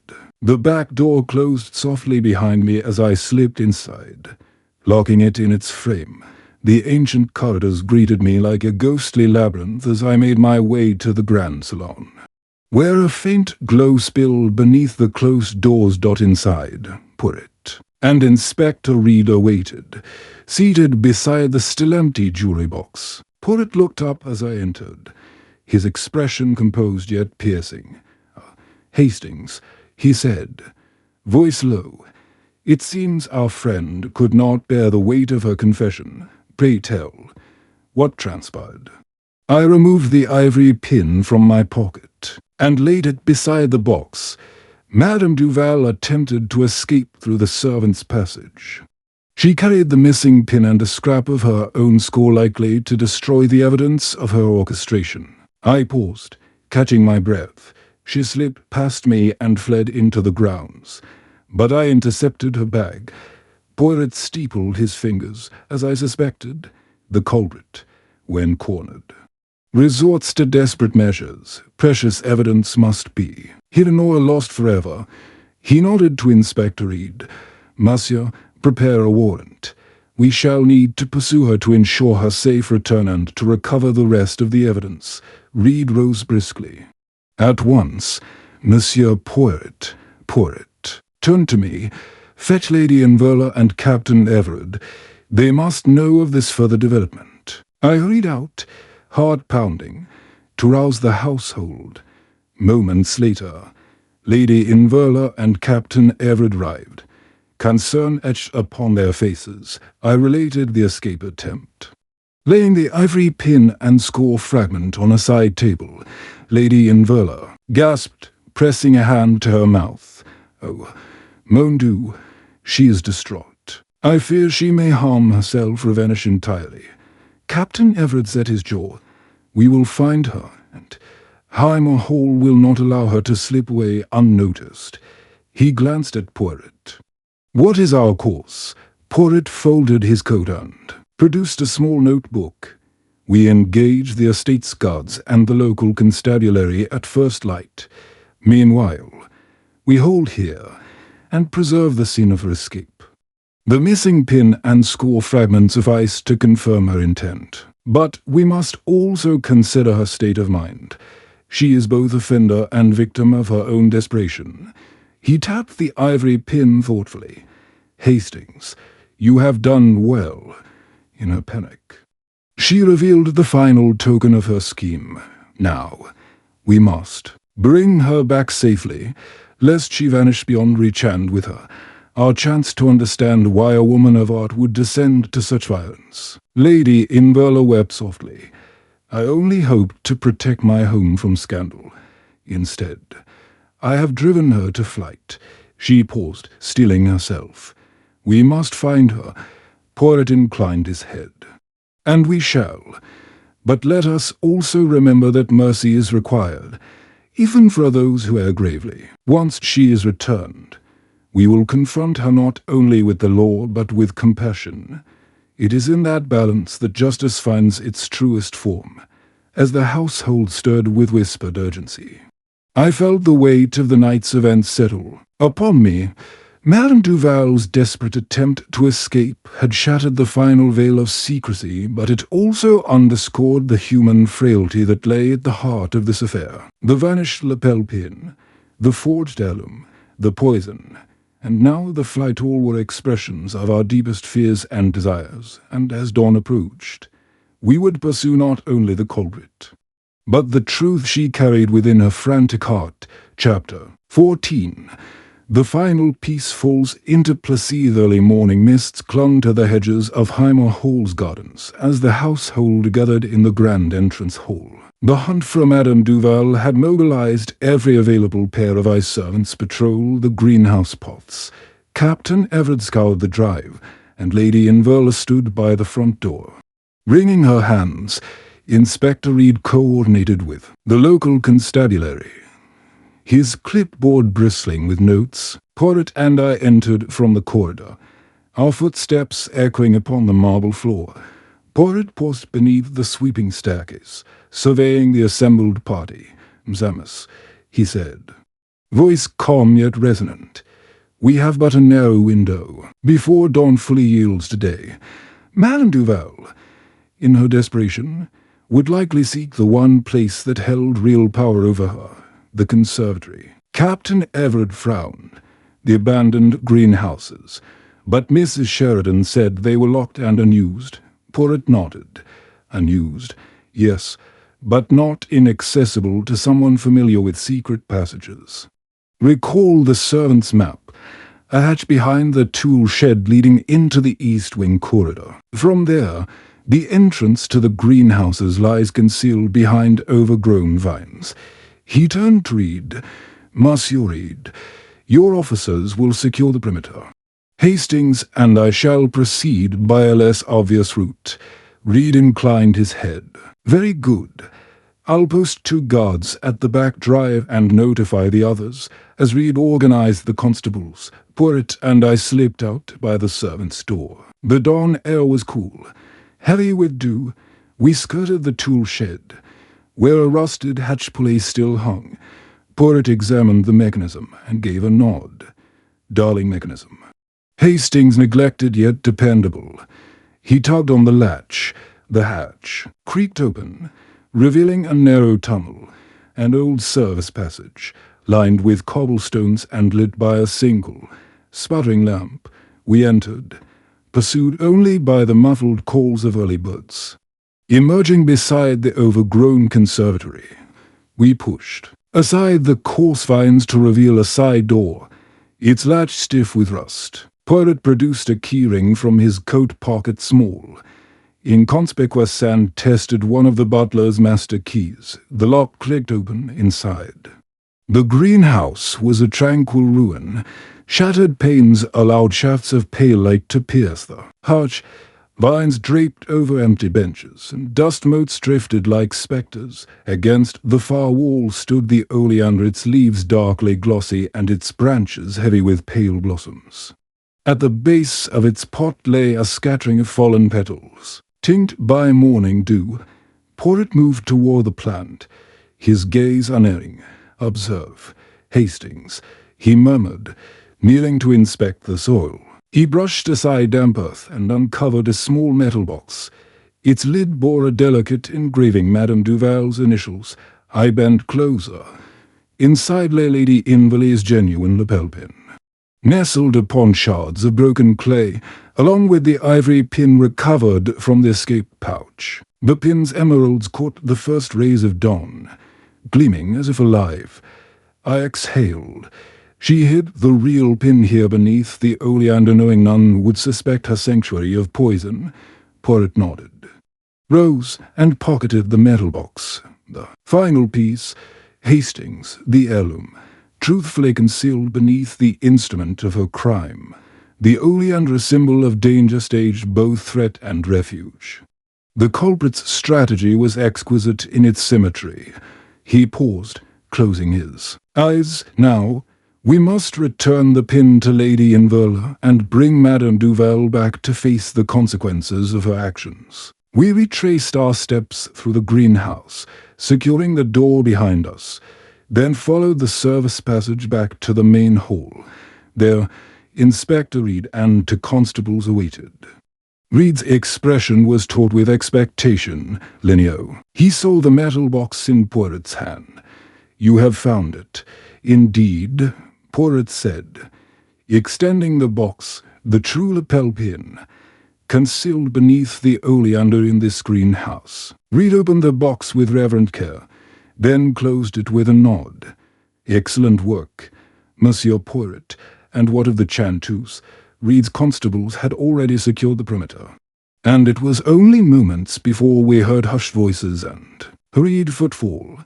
Madame Duval, escorted by two officers, stumbled into the hall, her lace mantilla draped round her shoulders, eyes wide with exhaustion and shame. She halted when she saw the pin, then sank to her knees. Lady Inverle rushed forward, helping her to stand. "My dear child, why did you cast away everything we sought to give you?" Madame Duval's voice trembled.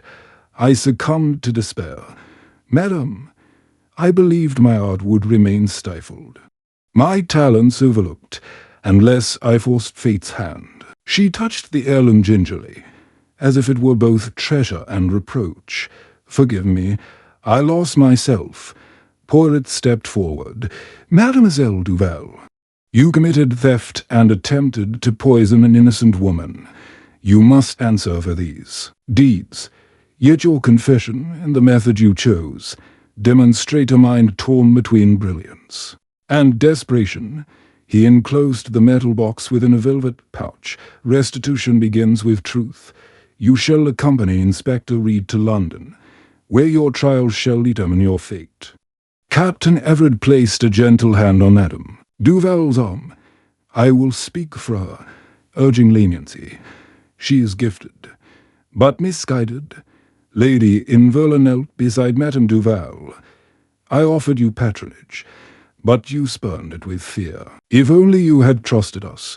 She rose and then turned to Poirot. "Thank you, Monsieur Poirot, for restoring our peace." Poirot inclined his head with modest courtesy. "Madam, I merely followed the clues. The lapel pin is safe a symbol, not of power but of human connection." He looked at each suspect, now gathered in the hall. Captain Everard, sombre; Miss Marsh, still trembling; Colonel Fitzrobert, with a grave expression. And Lord Ivry. I softened. Let this affair remind us that fear and ambition can drive even the gentlest heart to folly. Yet forgiveness remains our greatest jewel. He turned to me, Hastings. Fetch the key to Lady Inverley's private box. The pin awaits its rightful place. I hurried to the desk and retrieved the gilded key enclosed in an envelope addressed to Lady Inverley. Returning, I watched as she unlocked her jewelry case and laid the pin upon its velvet bed, the emeralds catching the light like a final, triumphant promise. Silence settled, a fertile peace restored. The vanished lapel pin had vanished no more. Its journey had revealed not only a crime, but the hidden fears and desires of those it touched. And as Highmore Hall awakened fully to the morning sun, I knew that the true mystery of human nature would endure far beyond this singular case. Chapter 15. The final gathering late that afternoon. After Madame Duval had been taken into custody, and the true lapel pin restored to Lady Inverley's jewelry case, Poirot summoned the remaining members of the household to the grand salon. The air was thick with anticipation. Servants moved quietly to refresh the tea and range delicate sandwiches, while the suspects hesitated in the corridor, exchanging apprehensive glances. Captain Everard, Miss Lucinda Marsh, Colonel Fitzrobert, and Lord Avery entered in turn, their footsteps betraying a mixture of relief and residual anxiety. Lady Inverley stood by the empty pedestal that once bore her pin, her posture dignified yet tremulous. Poirot took his place before the assembled group, a small table at his side holding the recovered metal box and the ivory stage pin. Beside him, I stood ready to assist as needed. He inclined his head in greeting. "Msamus," he began, his voice resonant and controlled. "We gather now for the final assembly of facts, to trace once more the intricate path by which the lapel pin vanished and was restored, and to acknowledge the lessons we have learned about human nature in the process. I thank you all for your patience and cooperation." He paused, allowing the weight of the moment to settle. A hush enveloped the room, broken only by the soft ticking of a grandfather clock and the murmur of the wind in the trees. "Outside first," Poirot continued, pointing to the metal box. "We have the genuine pin, found yesterday beneath the oleander in the abandoned greenhouses. By hiding it there, our culprit believed it would be concealed by the very symbol of attempted murder. Yet the vine pots were known to only a few those who toured the estate's hidden passages." He swept his gaze over Colonel Fitzrobert and Lord Avery, both of whom nodded slightly. "Second, we have the replica pin, discovered in the servants' pantry. That forgery was crafted from glass and paste to withstand close inspection, yet revealed itself under Poirot's scrutiny. By weight, hue, and setting, the replica was meant to close the matter swiftly, to shield the true thief from detection." He looked at Miss Marsh, whose expression tightened with remorse. "Third, the green silk fragment, torn deliberately from a scarf, was draped beneath the table on the night of the celebration, intended to mislead the eye and implicate one innocent player. That fragment, matched by analysis to Miss Marsh's evening attire, demonstrated both opportunity and design." Lucinda bowed her head, her shoulders quivering. "Fourth, the oleander's blossoms, collected and their petals crushed into the afternoon soup, served as a warning, an attempt to instill terror and forestall further inquiry. The oleander, imported and long neglected, stood in the conservatory, available only to someone who knew of its location and its leaves' potency." Poirot's gaze met that of each suspect in turn, emphasizing how knowledge and motive had converged. He stepped to the ivory stage pin displayed beside the box. "Fifth, this ivory pin, bearing Madame Duval's initials, was used to score the spoon's handle, an act that linked her to the attempt on her own colleague's life. In her fear of exposure, she fled, carrying this final piece of evidence. In a futile escape, he lifted the pin for all to see, Colonel Fitzrobert exhaled, and Lord Avery's eyes narrowed in understanding. Poirot returned to the center of the room. We have seen how each clue was planted to ensnare suspicion, how false leads were employed to divert attention, and how fear can escalate a scheme beyond its creator's original intent. Now, let us review the sequence of events, step by step, so that no detail remains in doubt. He turned to Lady Inverla. "Madam, would you recount for our benefit the moment you placed the pin upon the table?" With grace, she demonstrated, positioning the open jewelry box upon its pedestal, then retreating to her armchair. Poirot then invited Captain Everard to describe his congratulatory turn at the piano, followed by Miss Marsh's movement to the mantelpiece, Colonel Fitzrobert's secret sampling of absinthe, Madame Duval's lingering at the visitor register, and Lord Avery's casual lounge by the sideboard. Each illustration was precise, the group noting how small deviations in angle or timing could alter opportunity. "Notice," Poirot said, "how Miss Marsh's scarf might brush the table's edge as she crossed, tearing the silk fragment. How Colonel Fitzrobert's gloved water-fetching could obscure his handling of the ladle.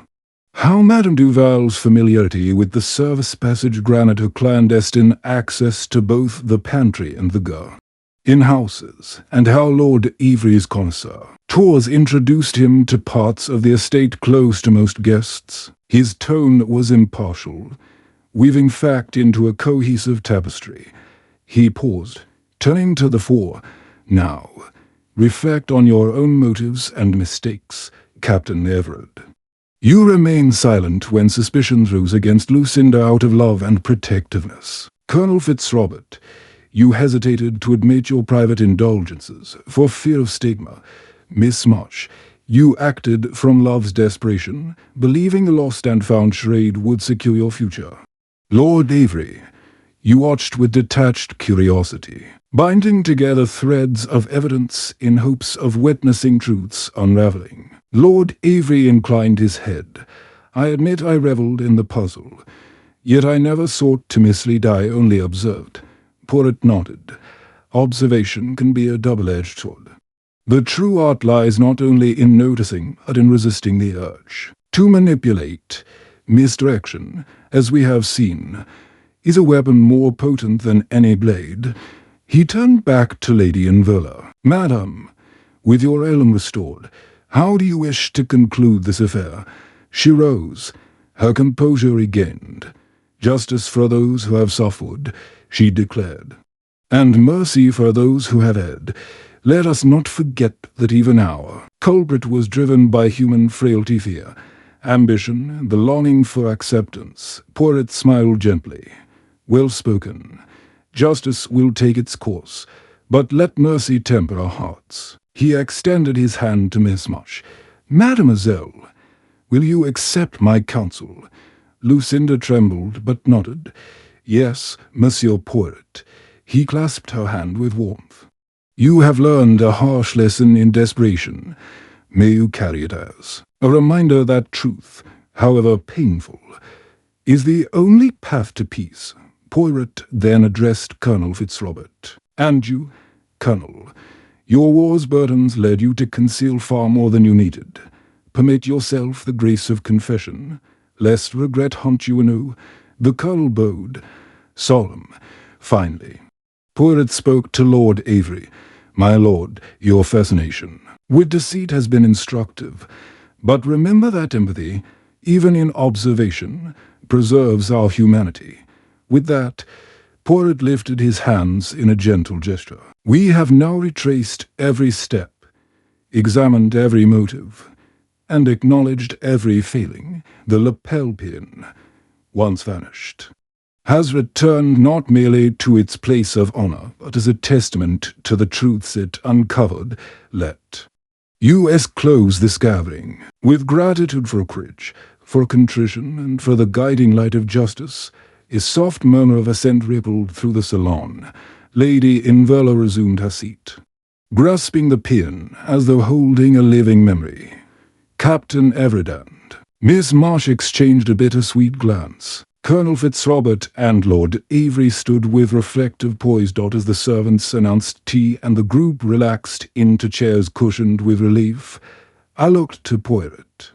His eyes shone with satisfaction, tempered by compassion. The final gathering had aligned hearts and minds, preparing for the reveal that would seal justice's course. And in that moment of quiet unity, I knew that the vanished lapel pin had fulfilled its true purpose, to reveal not just a crime, but the intricate tapestry of human emotion beneath. Chapter 16, the revelate that evening, after the formal tea concluded and the salon's candles had burned low, Poirot rose once more from his chair beside the grand piano. The remaining guests, Captain Everard, Colonel Fitzrobert, Lord Avery, and Lady Inverla fell silent, sensing that final truth was at hand. Even the distant ticking of the grandfather clock seemed to hush in anticipation.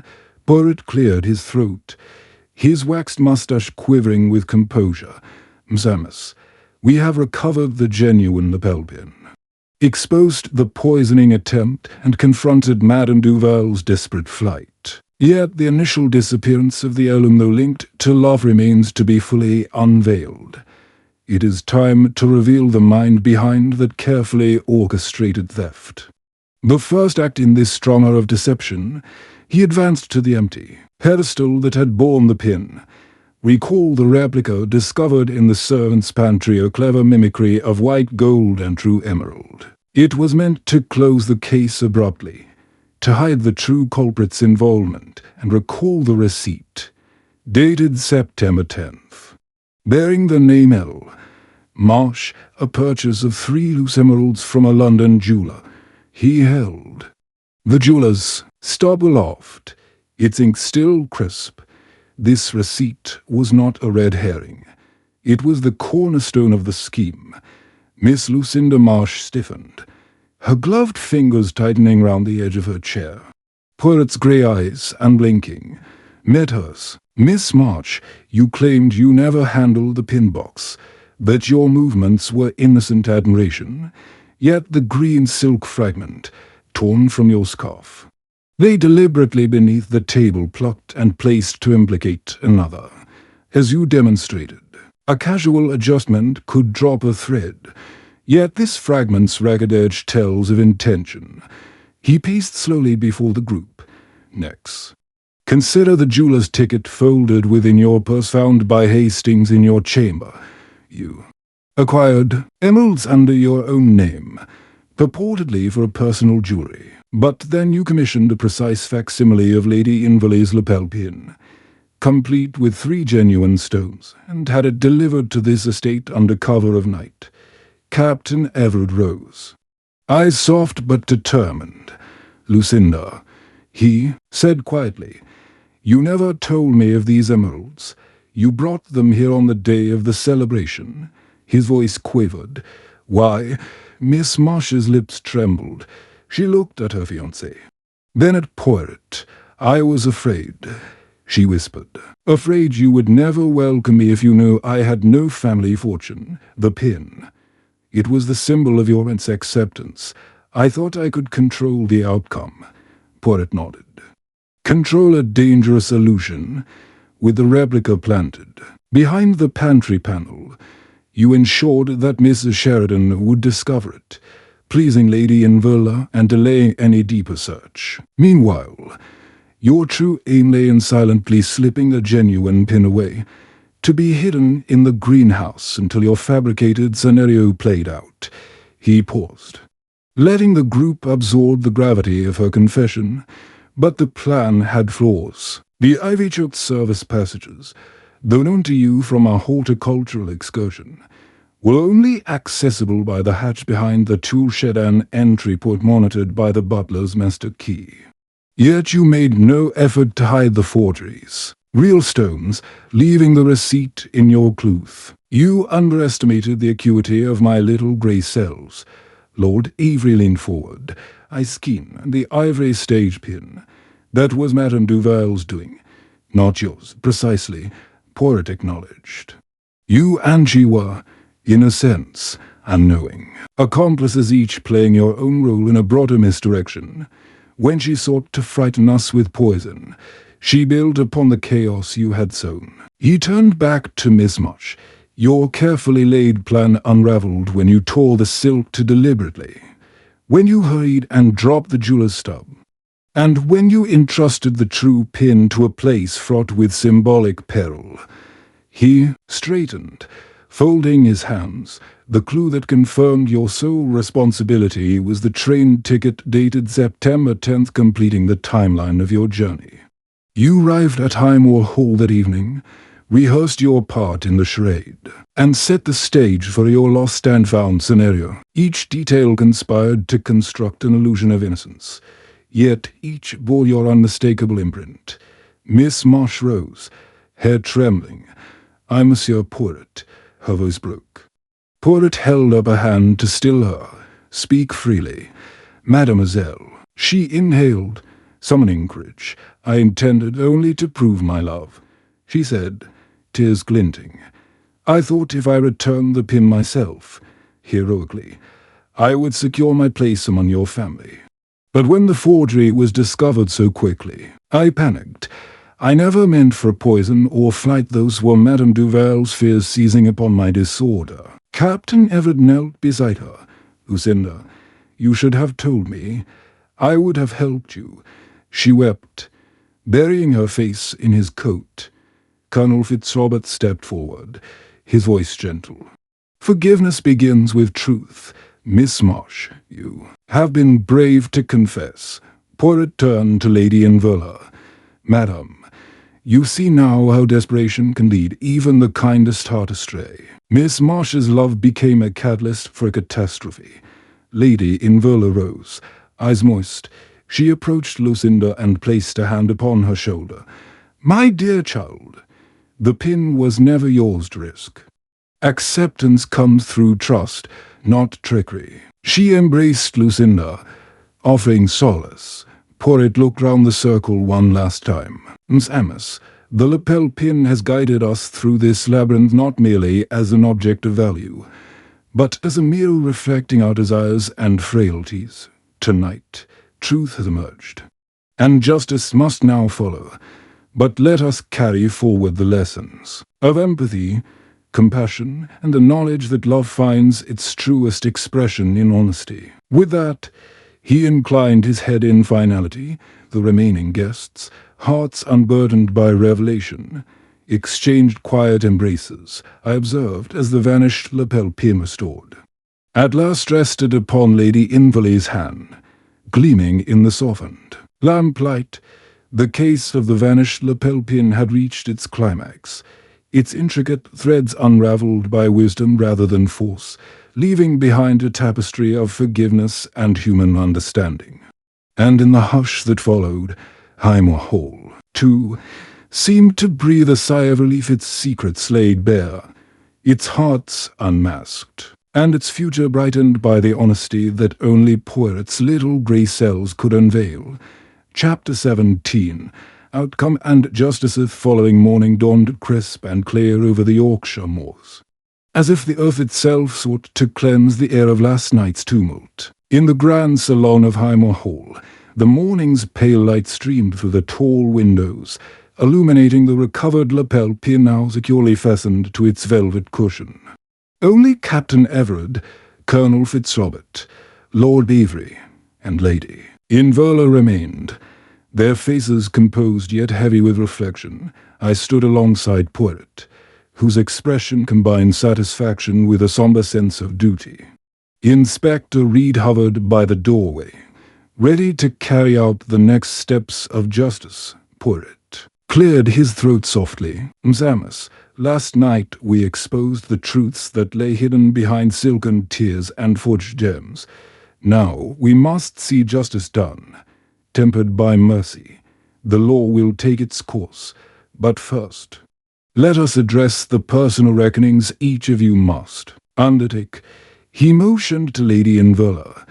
"Madam, you have demonstrated great magnanimity in forgiving both Miss Mush and Madame Duval. As guardian of this household, Your decision influences the fates of those involved. Lady Inverla nodded, her silver hair catching the light. I will press for leniency where I can.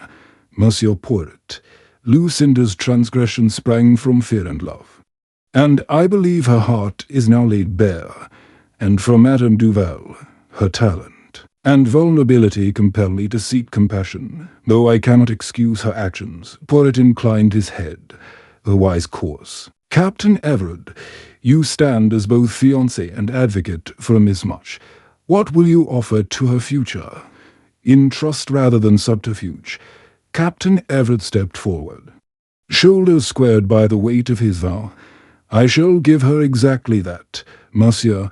My trust. Love built on deceit cannot endure. From this day, we pledge honesty above all else, and I will petition the court on her behalf, highlighting her remorse and the misguided love that led her astray. He turned to Miss Marsh's empty place hat, her usual chair a poignant reminder that she would not be present, having returned to her chamber to compose herself before attending the morning's proceedings. Colonel Fitzrobert, who had observed the unfolding drama with quiet intensity, offered his own reflection. Investigation, whether of crimes or conscience, demands courage, the colonel said. Voice steady, I faced ghosts from my ward days and learned to hide my fear behind drink and silence. Now, I shall confront those memories openly, in confession and atonement, rather than behind a veil of absinthe or stubborn pride. He raised a stiff-backed posture. I will attend Mass at the chapel on the grounds, to seek peace for the souls, lost in battle and forgiveness from my own shortcomings. Lord Avery, who had served as an impartial observer, leaned against the mantel. His usual roguish grin was replaced by a look of genuine contemplation. I came to Highmore Hall as a connoisseur of curiosities, he admitted. But this affair taught me that people's hearts contain far greater mysteries than any artifact. I shall travel on now, but with renewed purpose, to foster authenticity in every encounter, rather than delighting in the tragedies of others. He paused, then added, I will write to Lady Inverla, offering a patronage fund to restore the greenhouses so that no more oleander blooms in secrecy, and so that beauty may flourish without peril. Poirot's eyes twinkled with approval. Magnificent gestures, my lord, compassion sown in action. Lady Inverla stepped to the pedestal and lifted the pin carefully.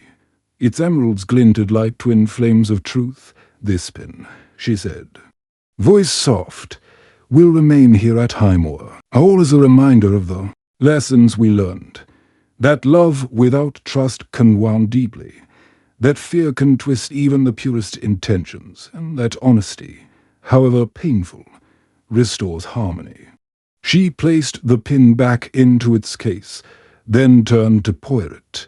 And you, Moan. Only your little grey cells have guided us through shadows to daylight. How do we honor your work?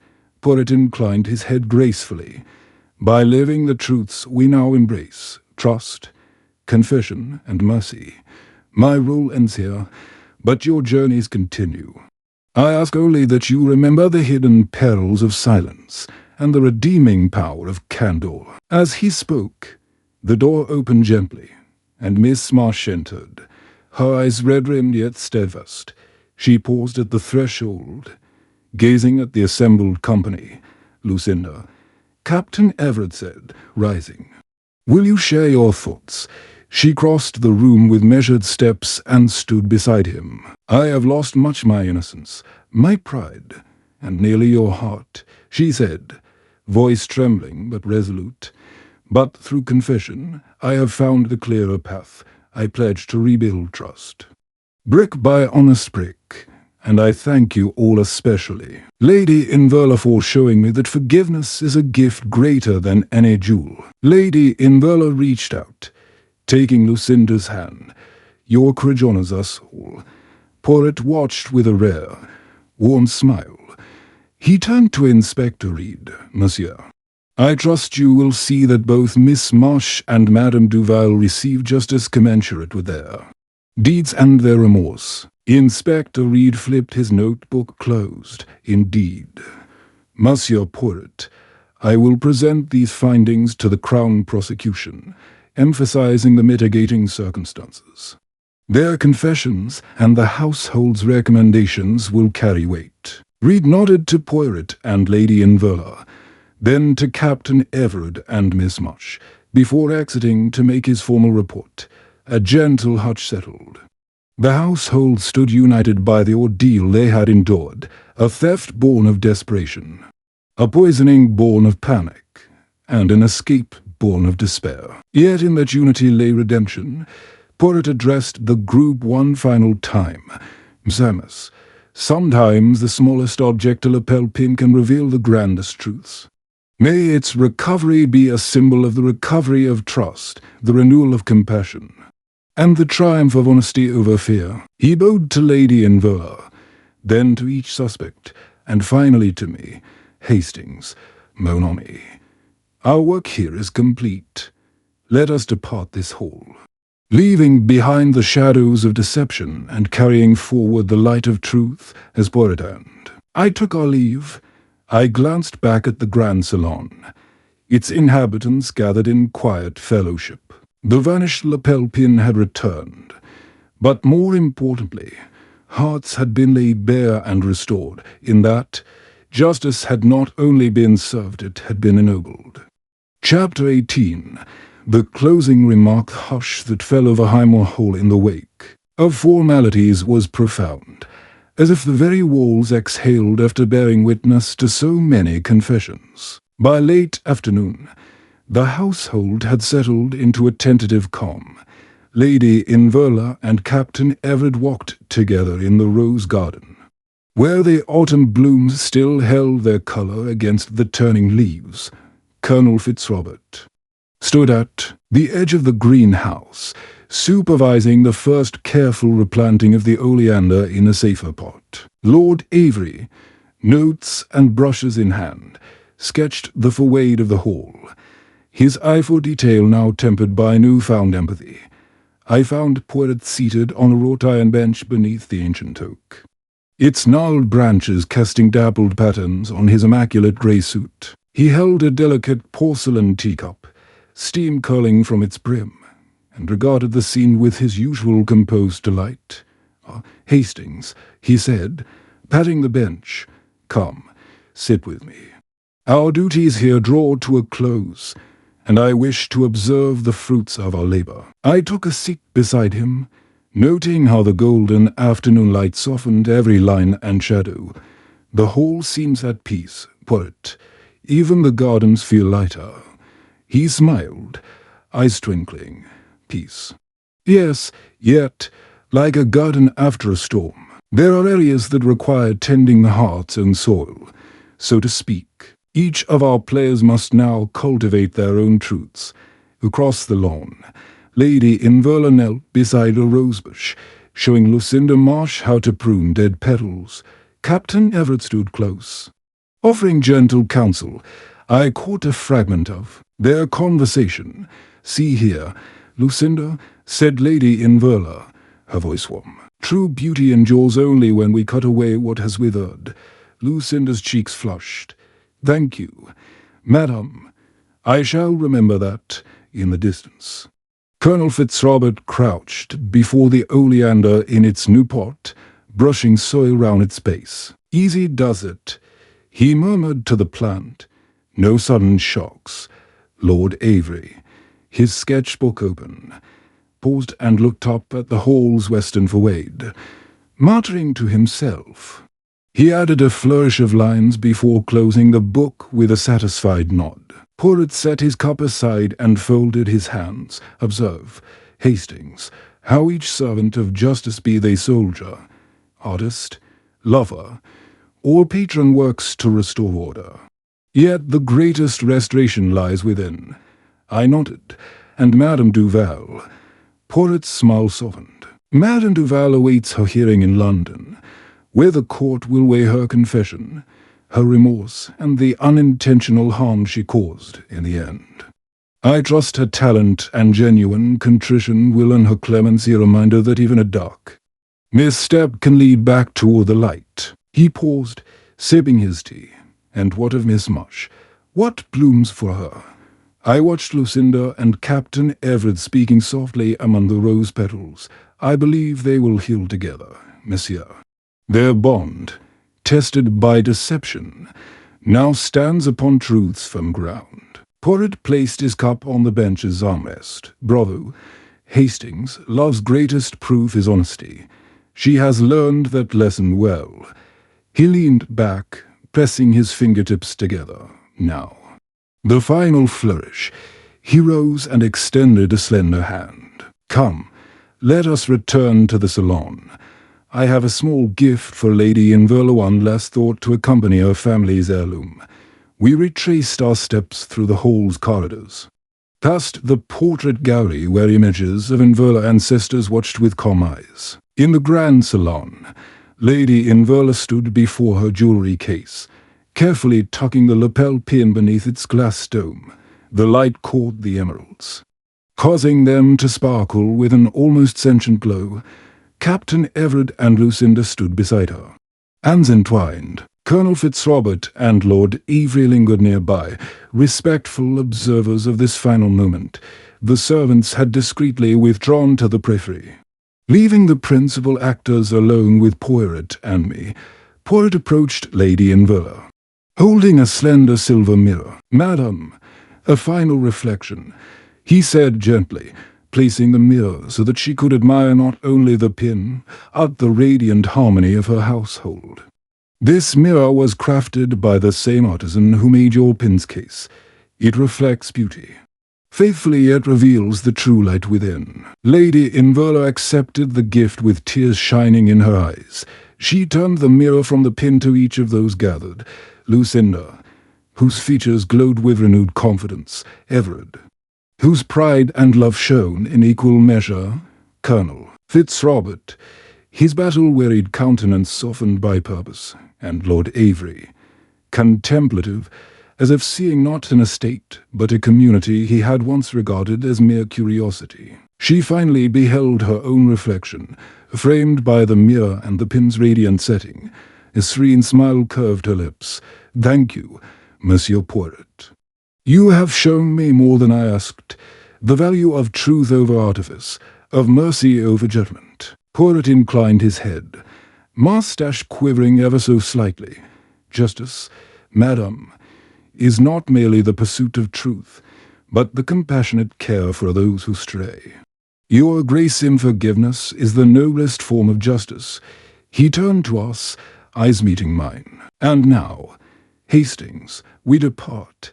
Our little grey cells have served this cause well." I responded with a nod.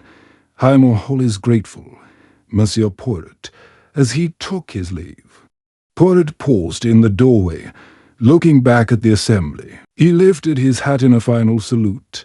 "Remember always, the smallest object a pin, a scrap of silk can unlock the grandest of human mysteries. Guard your truths jealously, and share them freely." With that, he and I walked into the gathering dusk, leaving behind the hall restored not only in order, but in spirit. And as the doors closed softly, I knew that the mystery of the vanished lapel pin was resolved, its legacy a testament to the power of honesty, compassion, and Poirot's inimitable intellect would endure in every heart it had touched. Thus ends the affair, not merely a case of theft and deceit, but a story of redemption, love tested and affirmed, and the unyielding light of truth revealed by one man's little grey cells.